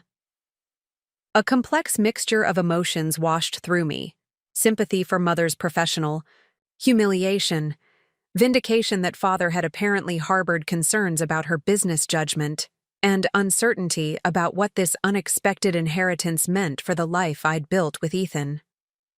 "I need time to process this," I said finally. "Of course," Carlton nodded. "There's no immediate action required from you, though eventually you and Maxwell will need to decide how to manage the joint properties." He handed me a thick folder containing documents detailing the assets in question, their current valuations, and the legal mechanisms of their transfer. As I stood to leave, a final question occurred to me. Does Mother know about this meeting? About the inheritance reverting to us? Carlton's expression tightened almost imperceptibly. She was informed. Yesterday. She did not take the news well. I could only imagine. For Mother, losing control would be more devastating than losing the assets themselves. Her careful rewriting of Father's intentions, removing her disobedient children from the Harrison legacy, had been undone by his posthumous foresight. "Is she still living in the Newport house?" I asked. "Yes," Carlton confirmed. "Though technically, as of last week, she is doing so at your and Maxwell's discretion." This final revelation, that Mother was now effectively our tenant in the home she had dominated for decades, seemed almost too ironic to comprehend. I thanked Carlton and left with the heavy folder under my arm, my thoughts racing. Maxwell was waiting at a cafe near the law office, having arrived early for his own appointment. When he saw my expression, he immediately signaled the waiter for coffee. "That bad?" he asked as I slid into the seat across from him. "Not bad," I said slowly. "Just completely unexpected." I briefed him on the conversation with Carlton, watching his expressions shift from shock to disbelief to cautious excitement. "Father protected us," he said when I finished, "even from Mother, if necessary." "It appears so," I agreed, which suggests he had concerns about her business approach even before he died. Maxwell nodded thoughtfully. He never said anything explicitly, but I remember tensions between them over certain investment strategies. Father was always conservative, risk-averse. Mother pushed for more aggressive growth after she became more involved in the firm. The waiter brought our coffee, and we fell silent until he departed. The public setting suddenly seemed inappropriate for discussing family financial matters, an old habit from our Newport upbringing that apparently lingered despite everything. "So what now?" Maxwell asked, stirring his coffee absently. "We're suddenly wealthy again. Do we go back to being Harrisons?" "I don't think we ever stopped being Harrisons," I reflected. "We just redefined what that means on our own terms." "But the money changes things," he pressed, "doesn't it?" I considered his question seriously. Did it change things? 3 years of building a life based on my own merits rather than inherited privilege had transformed my relationship with wealth. I no longer saw it as an identity or a security blanket, but as a tool, one that could be deployed thoughtfully or destructively. "It changes our options," I said finally, "but it doesn't have to change who we've become or what we value." Maxwell nodded slowly. "I don't want to go back," he admitted. "Not to Newport, not to that life. I'm proud of what I've built in San Francisco, of who I am with David." "Then don't go back," I said simply. "This inheritance doesn't have to be a return to the past. It can be a resource for the future we choose." Over the next 2 hours, our conversation evolved from shock to practical considerations. What would we do with the Newport house? How should we approach Mother given these changed circumstances? How could we use these resources responsibly without allowing them to derail the authentic lives we'd built? By the time Maxwell left for his official meeting with Carlton, we had outlined a tentative plan.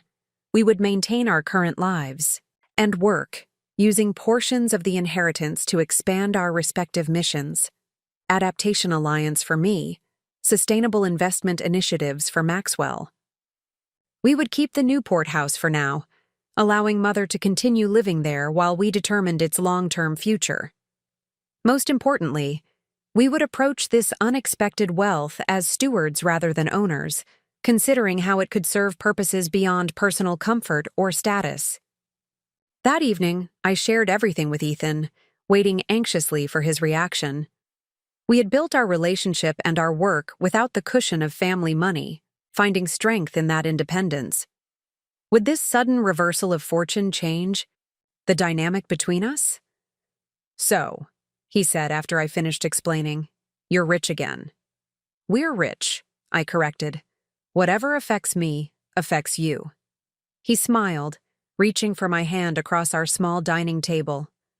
"I didn't marry you for your potential inheritance prospects."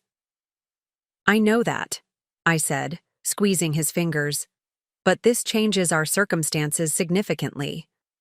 We need to decide together how to handle it." Ethan considered this, his expression thoughtful rather than excited or concerned. "The way I see it, nothing fundamental has changed. We're still the same people with the same values and the same mission. This just gives us more resources to advance that mission." His perspective echoed my own evolving thoughts. The inheritance wasn't a return to my former identity, but an additional tool for the life we were already building. "What about the Newport house?" he asked. "Your childhood home, now partly yours again." "That's more than just money. It's history, memories." I hadn't fully processed that aspect yet. The house represented so much: privilege and restriction, comfort and confinement, family legacy and family control. The thought of returning there, even as an owner rather than a daughter under Mother's rule, evoked complicated emotions. "I don't know," I admitted. "Part of me wants nothing to do with it, too many memories of feeling trapped there. But another part recognizes its value, not just financially but historically." "You don't have to decide immediately," Ethan reminded me. "It's not going anywhere." We stayed up late into the night, discussing possibilities that had seemed unimaginable just days earlier: expanding Adaptation Alliance's community grant program, creating a fellowship for young environmental journalists to document climate adaptation strategies, perhaps even establishing a retreat center where Indigenous knowledge holders could share traditional ecological practices with scientists and policymakers. The inheritance, viewed through the lens of our shared values, transformed from a potential return to old constraints into a liberation from current limitations. It wasn't about luxury or status, but about impact and possibility. 2 weeks later, Maxwell flew to New York for a more extensive meeting with Carlton and the financial advisors handling our inherited assets. Afterward, he and David joined Ethan and me for dinner at our apartment.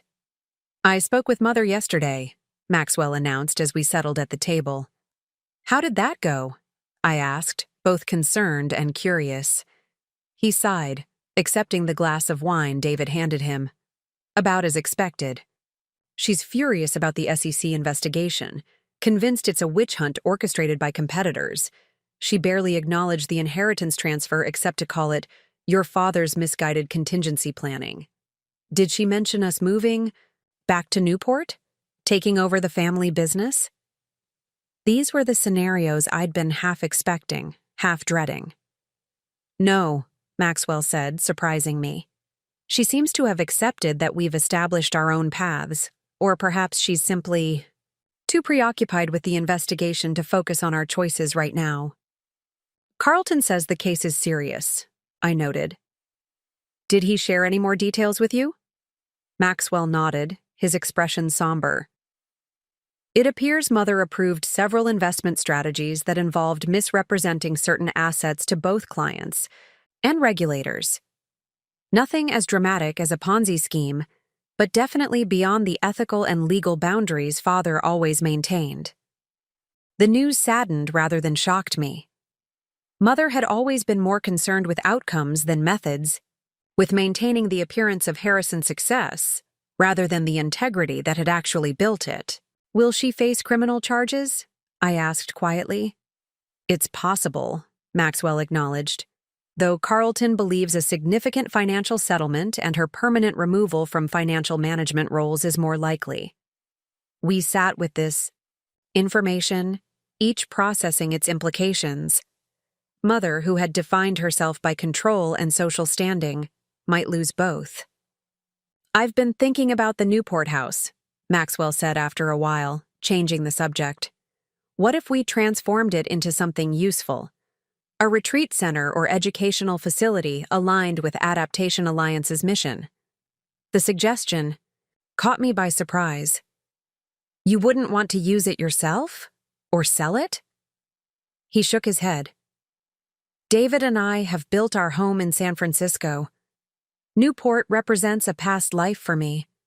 But rather than selling it, which would feel like erasing Father's legacy along with Mother's control, what if we repurposed it? A place where environmental leaders from vulnerable communities could come to rest, strategize, and connect with resources," Ethan elaborated, clearly having discussed this with them previously. The Harrison name becoming associated with forward thinking, adaptation rather than old money preservation. The concept resonated unexpectedly. I had been thinking of the inheritance primarily in financial terms, but the Newport house itself, transformed from a symbol of privilege into a center for environmental justice, offered a different kind of opportunity. A chance to redefine the Harrison legacy in a way that honored Father's values while transcending Mother's limitations. "What about Mother?" I asked practically.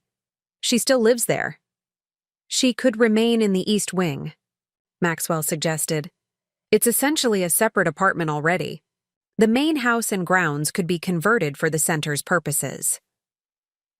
I tried to imagine Mother sharing her domain with environmental activists from developing nations, with indigenous knowledge keepers whose expertise she would never recognize, with people she would normally only encounter as staff rather than guests. The image was almost inconceivable. "I can't see her agreeing to that arrangement," I said diplomatically. "She might not have much choice," David pointed out. "Depending on the outcome of the SEC investigation, her options could be limited." The conversation continued into the night, our vision for the inheritance evolving beyond simple acceptance or rejection. We weren't returning to our past identity as Harrisons, but we weren't denying that heritage either. Instead, we were redefining it, channeling resources once used primarily for status maintenance toward meaningful impact on issues we cared deeply about. By evening's end, Maxwell and I had outlined a framework for managing the inherited assets as partners rather than competitors. Unlike the dynamic Mother had always fostered between us, subtle rivalry for her approval, and greater shares of the Harrison legacy, our approach emphasized collaboration and complementary strengths. As they prepared to leave, Maxwell embraced me with genuine warmth. "Can you imagine if we'd told ourselves 5 years ago that losing our inheritance would be the best thing that ever happened to us, even if we eventually got it back?" "We wouldn't have believed it," I agreed. "We couldn't have conceived of identities beyond what Mother defined for us. And now the money can serve our authentic purposes rather than shaping us to its demands," he observed. "That's the difference." After they departed, Ethan and I stood at our apartment window, looking out at the Brooklyn neighborhood we'd come to love, so different from Newport's manicured perfection, yet rich with a diversity and energy I'd never experienced in my former life. "Will you miss this if we split time between here and Newport?" Ethan asked, his arm around my waist. "We don't have to choose," I reminded him. "That's the gift in all this. Options without obligation. We can maintain our life here while extending our work through the Newport property." "And your mother?" he asked gently. "Where does she fit in this new vision?"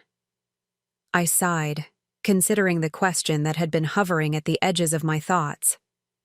Mother had rejected me completely when I chose love over her approval. She had altered her will, specifically to punish that choice. Now, circumstances had reversed our positions. She lived in a house that legally belonged partly to me, her financial future partially dependent on decisions Maxwell and I would make. "I don't want revenge," I said finally. "That would just be playing by her rules, seeing relationships as transactions and love as conditional." "What do you want?" Ethan asked. "Boundaries," I decided. "Compassion without capitulation. She can stay in the east wing of the Newport house if she respects the new purpose of the main property. She remains my mother, but that doesn't give her authority over my choices." Ethan nodded, understanding. "Not rejection, but redefinition."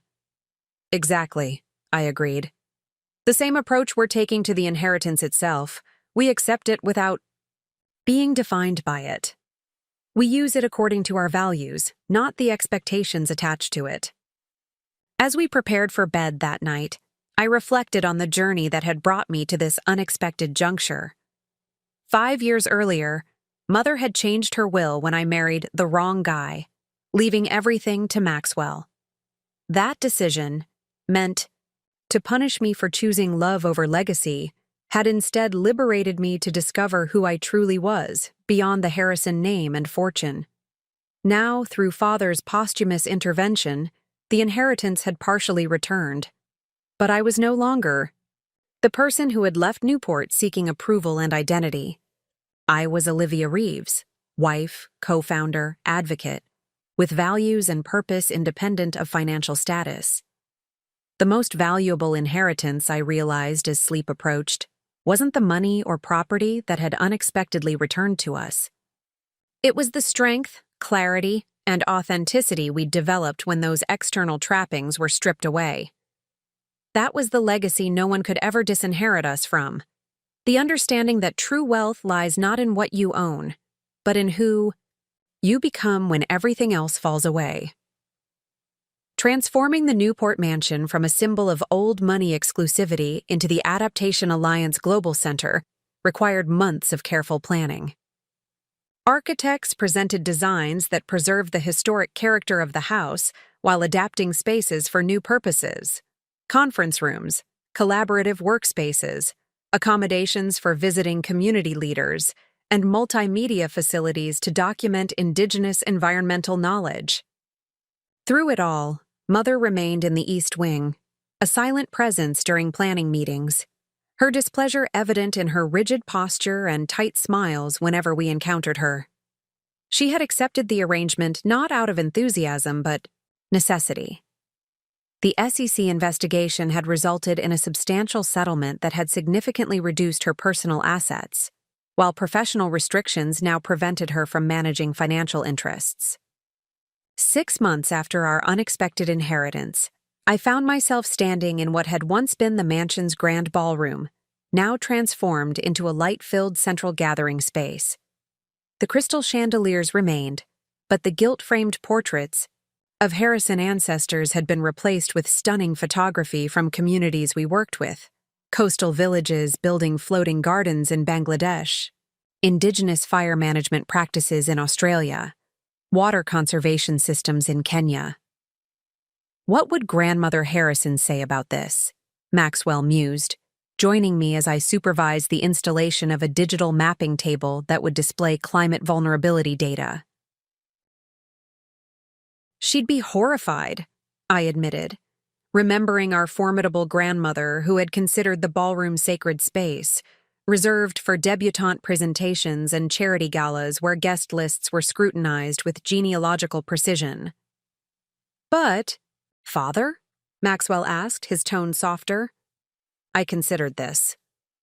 Father had been different from the rest of the Harrison line, more thoughtful, less concerned with appearances, genuinely interested in the world beyond Newport's rarefied circles. His library had contained books on environmental science, Indigenous cultures, and sustainable development long before such topics became mainstream concerns. "I think he'd understand," I said finally. "Maybe even approve." The center's official opening was scheduled for early summer, timed to coincide with an international climate adaptation conference in Boston. We had invited community leaders from each location where Adaptation Alliance worked, arranging visas, transportation, and accommodations for people who had never traveled internationally before. The Wellington Foundation had provided additional funding specifically for this gathering, recognizing the unprecedented opportunity to bring frontline environmental innovators together in dialogue with policymakers and scientists. 2 weeks before the opening, I received an unexpected message from Mother's assistant requesting a meeting in her private sitting room. Mother had largely avoided direct communication with Maxwell and me during the renovation process, relaying any necessary information through intermediaries. A direct summons was unprecedented in our new dynamic. I found her where she had always preferred to receive visitors, seated in her favorite Queen Anne chair by the window overlooking the rose garden, a silver tea service arranged on the table beside her. She had aged visibly in the month since. The SEC investigation, new lines etched around her mouth, her posture slightly less imperious than before. Yet she still projected the dignified authority that had defined her throughout my childhood. "Olivia," she acknowledged as I entered.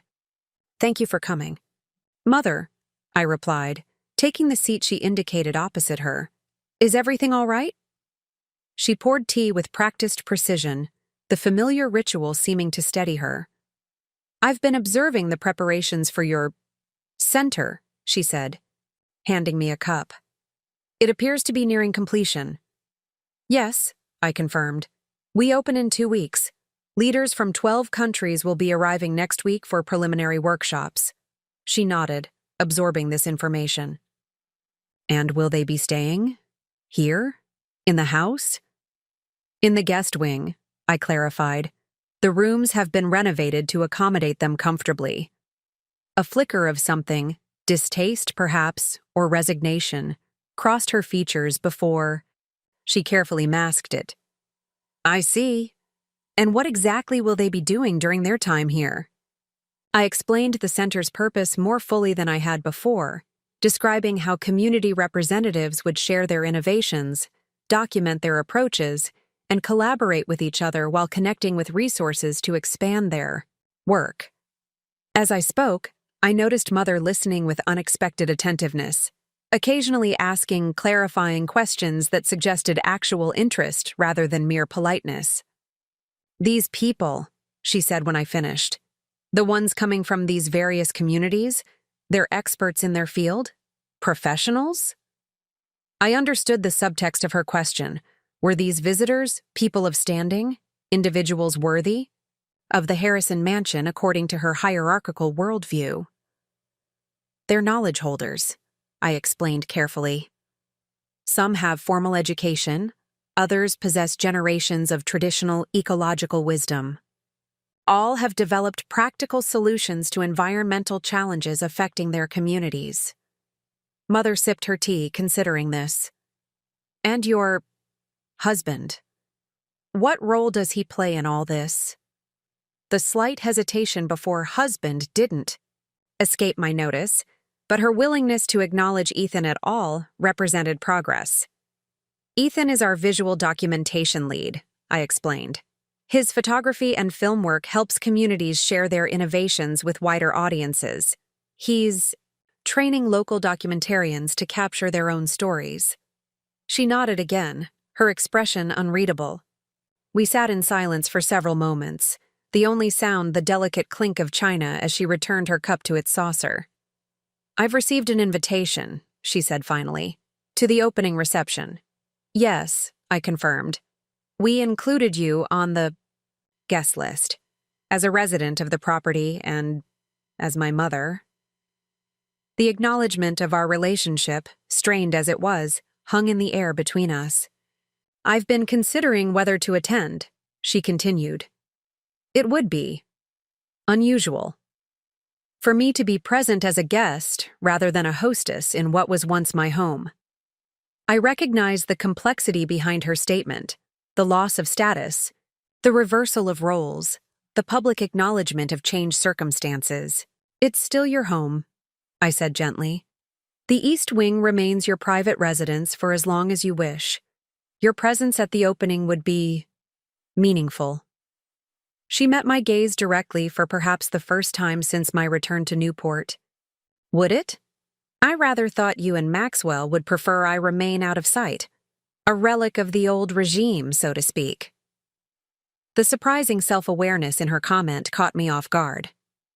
We've never asked you to hide, Mother. The center's purpose differs from your vision for this house, certainly, but that doesn't erase your connection to it or to us. Something shifted in her expression. Not warmth exactly, but a slight softening of the rigid control she typically maintained. Your father would have found this all quite fascinating, she said unexpectedly. He always did have interests beyond what was conventional for someone in his position. The mention of father, not as a weapon or comparison but as a shared memory, created a moment of fragile connection between us. He inspired more of this than you might realize, I acknowledged. His books, his questions, his curiosity about the world beyond Newport. They shaped both Maxwell and me, though we didn't recognize it until later. Mother's gaze drifted to the window, toward the gardens father had loved tending himself, despite our gardener's protests about appropriate activities for the master of the house. He was never quite contained by the responsibilities of the Harrison name. It frustrated me at times, his willingness to look beyond established boundaries. This admission, perhaps the most honest reflection on her marriage I'd ever heard from her, revealed glimpses of the complex woman behind the perfect society matriarch. I wondered suddenly about her own journey, the expectations and constraints that had shaped her long before I was born. What did you want, Mother? I asked quietly. Before the Harrison name, before the social position, before Maxwell and me, what dreams did you have for yourself? She looked startled by the question, as if no one had ever inquired about her personal aspirations, separate from her roles as wife, mother, and society leader. That's hardly relevant now, she said, reverting briefly to her dismissive tone. I think it is, I pressed gently. You've seen my journey to define myself beyond the identity I was assigned. I'm curious about yours. For a moment, I thought she would refuse to engage, retreat behind the polished facade she'd maintained throughout my childhood. Instead, she set down her teacup with deliberate care and smoothed an invisible wrinkle from her skirt. I wanted to study architecture, she said finally, her voice softer than I'd ever heard it. I had quite a talent for design, according to my teachers. I won a scholarship to a very good program. I didn't know that, I said, genuinely surprised. The formal dining room and drawing room downstairs had been redesigned under her direction when I was young, but I'd never connected that project to any personal passion. There was no reason you should know, she replied. It was before I met your father before I understood what would be expected of a Harrison wife. The scholarship went to someone else. I focused instead on becoming the kind of woman a man of your father's standing would consider suitable. The revelation stunned me. Not just the abandoned dream itself, but the matter-of-fact way she described surrendering her ambitions to social expectations. I had always seen Mother's rigid adherence to Newport's unwritten rules as natural inclination rather than learned behavior. Did you ever regret it? I asked. Giving up architecture? A ghost of a smile touched her lips. I redirected that interest. The restoration of this house, the remodeling projects over the years, they allowed me some creative expression within acceptable boundaries. I thought about the careful precision she'd always brought to those projects, the detailed attention to historical accuracy, the subtle innovations that modernized the space while honoring its heritage.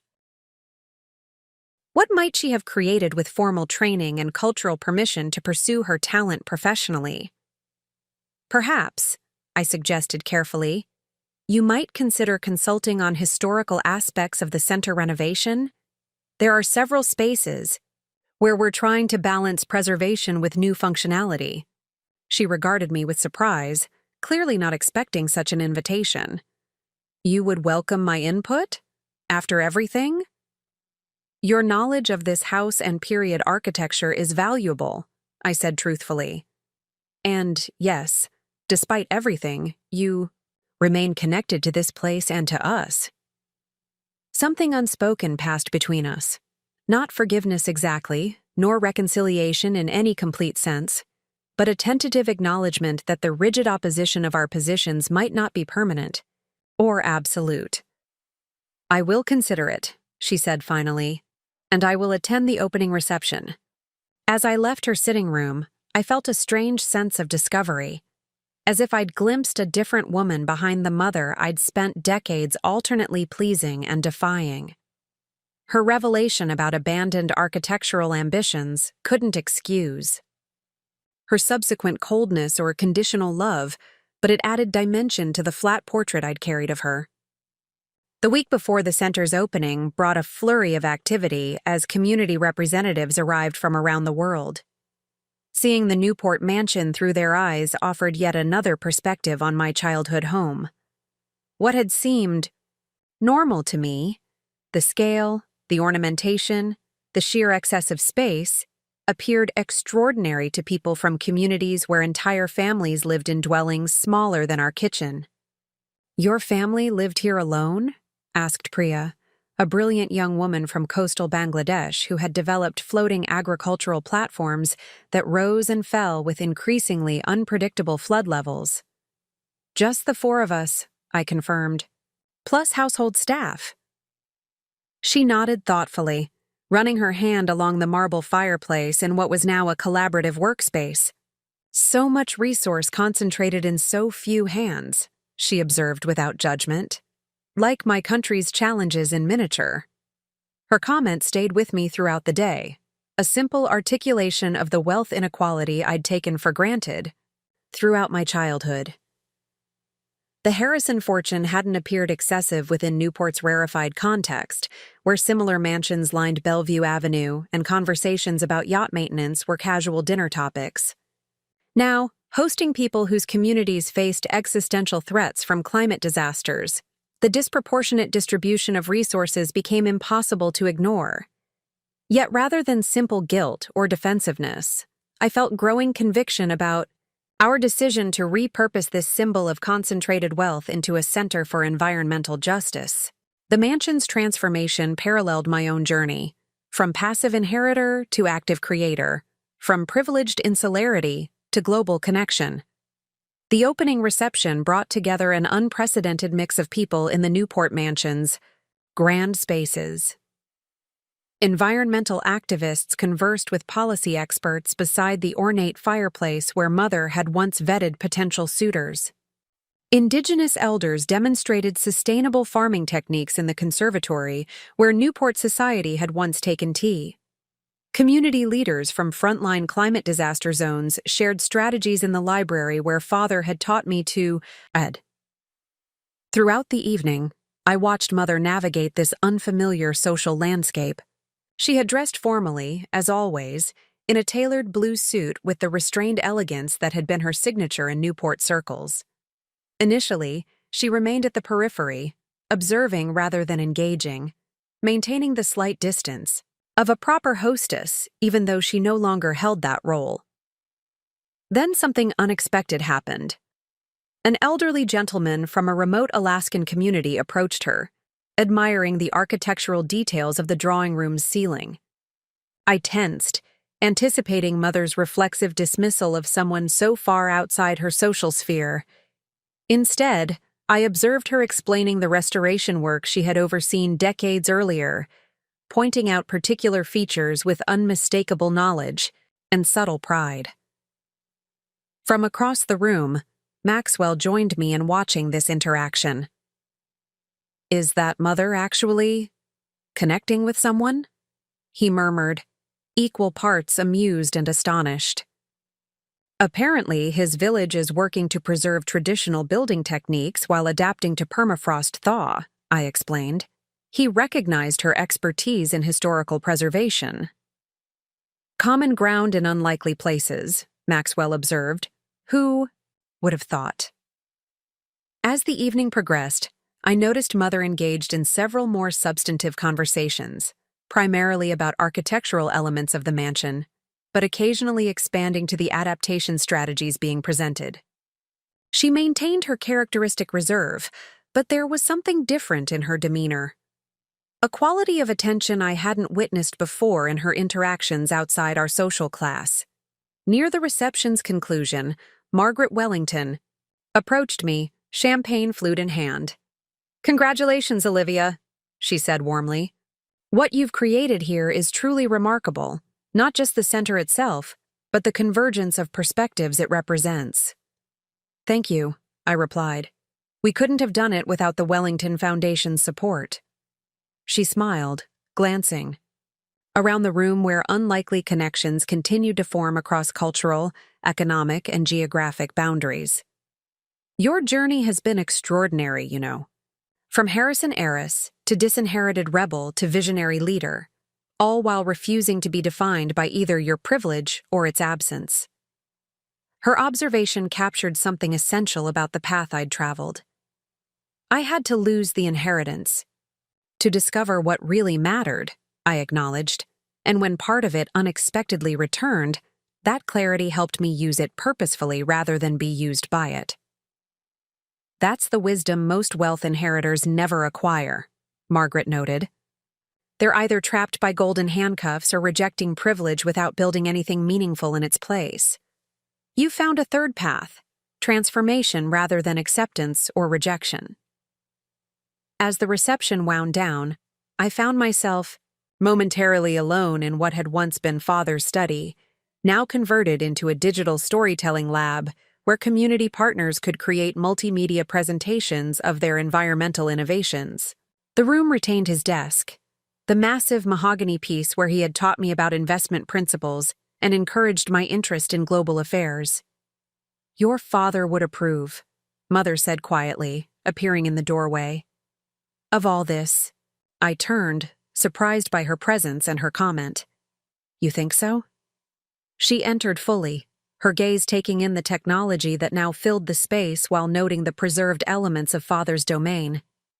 "He always said the Harrison fortune should serve a purpose beyond itself." I didn't fully understand what he meant then. "And now?" I ventured. "Now I see that wealth without purpose becomes a prison," she said, the admission clearly difficult for her. "For the holder as much as for those excluded from it." The insight surprised me coming from her, the woman who had defined her entire identity through the Harrison name and position, who had cut off both children for choosing authentic lives over appropriate ones. "What will you do now, Mother?" I asked. "Beyond consulting on the historical aspects of the center?" She considered the question with uncharacteristic openness. "I'm not entirely certain. For the first time in decades, my path isn't clearly defined by social expectations or family obligations. That uncertainty can be liberating," I suggested. "It allows for possibilities you might never have considered otherwise." She nodded slowly. "Your father once told me something similar, shortly before he became ill. He suggested we travel more widely after you and Maxwell were settled, not to the usual destinations, but to places where people lived differently, thought differently." I dismissed it as impractical then. "It's not too late," I pointed out. "The center will host community leaders from around the world. You could begin those different conversations right here." Mother didn't respond directly, but her expression held contemplation rather than rejection. After a moment, she straightened slightly, resuming some of her customary formality. "The reception was illuminating. Your guests are quite accomplished in their fields."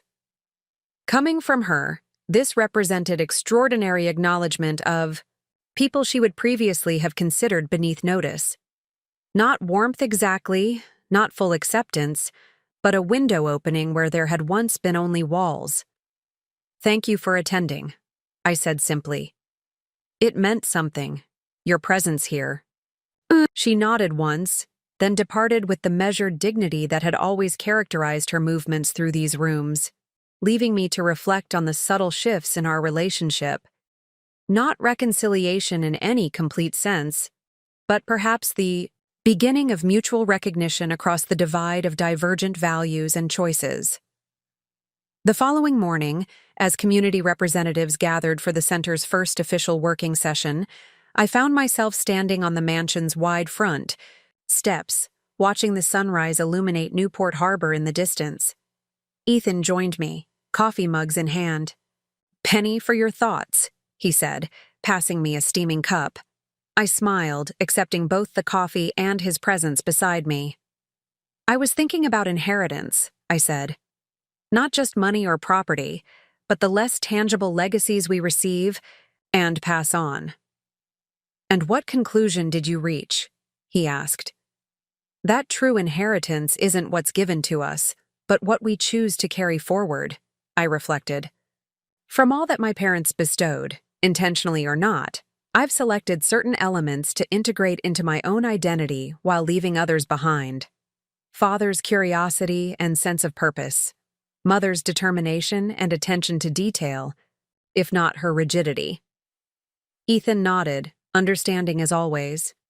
"The most valuable inheritance is discernment, knowing what to accept and what to transform." Behind us, the mansion was awakening to its new purpose. Voices speaking different languages echoed through spaces once reserved for a single privileged family and its carefully selected guests. Maps and diagrams covered walls where ancestors' portraits had hung. Technology enabled connections to communities facing rising seas and changing weather patterns around the world. When Mother changed her will after I married the wrong guy, leaving everything to my brother, she thought she was punishing me, I said. She couldn't have imagined she was actually liberating me to discover what truly matters. "And now that you've unexpectedly inherited part of it back?" Ethan asked. "Now I understand that wealth is just a tool, not an identity," I said. "Its value lies in how we use it, not in its mere possession." Inside, the day's sessions were beginning. Community leaders whose wisdom had been developed through necessity rather than privilege were sharing solutions born of direct experience with environmental challenges. Scientists and policymakers were listening to perspectives rarely included in official climate discussions. Connections were forming across boundaries of geography, culture, and economic status. This was the true inheritance I had discovered. Not the Harrison name or fortune, but the ability to create meaningful bridges between worlds that rarely connected. The journey from dutiful daughter to disinherited rebel to purposeful leader had taught me that authentic value comes not from what you own, but from what you build, not from status conferred, but from impact created. As Ethan and I turned to join the gathering inside, I felt a sense of completion. The circle that had begun when Mother changed her will had come full circle, not returning me to where I started, but bringing me to a new understanding of inheritance, legacy, and purpose. The path forward was not defined by either acceptance or rejection of my privileged background, but by its thoughtful transformation into something that served a purpose beyond itself. Mother had tried to control my life through inheritance, never realizing that the most valuable legacy was the freedom to choose my own path and define success on my own terms. That was an inheritance no one could ever take away, and one I hope to pass on to others through the center's work and my own example. The morning light illuminated the mansion's windows, casting new patterns through old glass. Like that light, I had found my way through the structures of privilege, expectation, and tradition, not by destroying them entirely, but by allowing their best elements to be transformed into something more inclusive, more purposeful, and ultimately more meaningful than anything I could have inherited passively. That transformation, from receiving to creating, from exclusivity to connection, from status to purpose, was the true gift that had emerged from losing my inheritance. And in that loss, I had found something far more valuable: myself. Up next, you've got 2 more standout stories right on your screen. If this one hit the mark, you won't want to pass these up. Just click and check them out. And don't forget to subscribe and turn on the notification bell so you don't miss any upload. From us,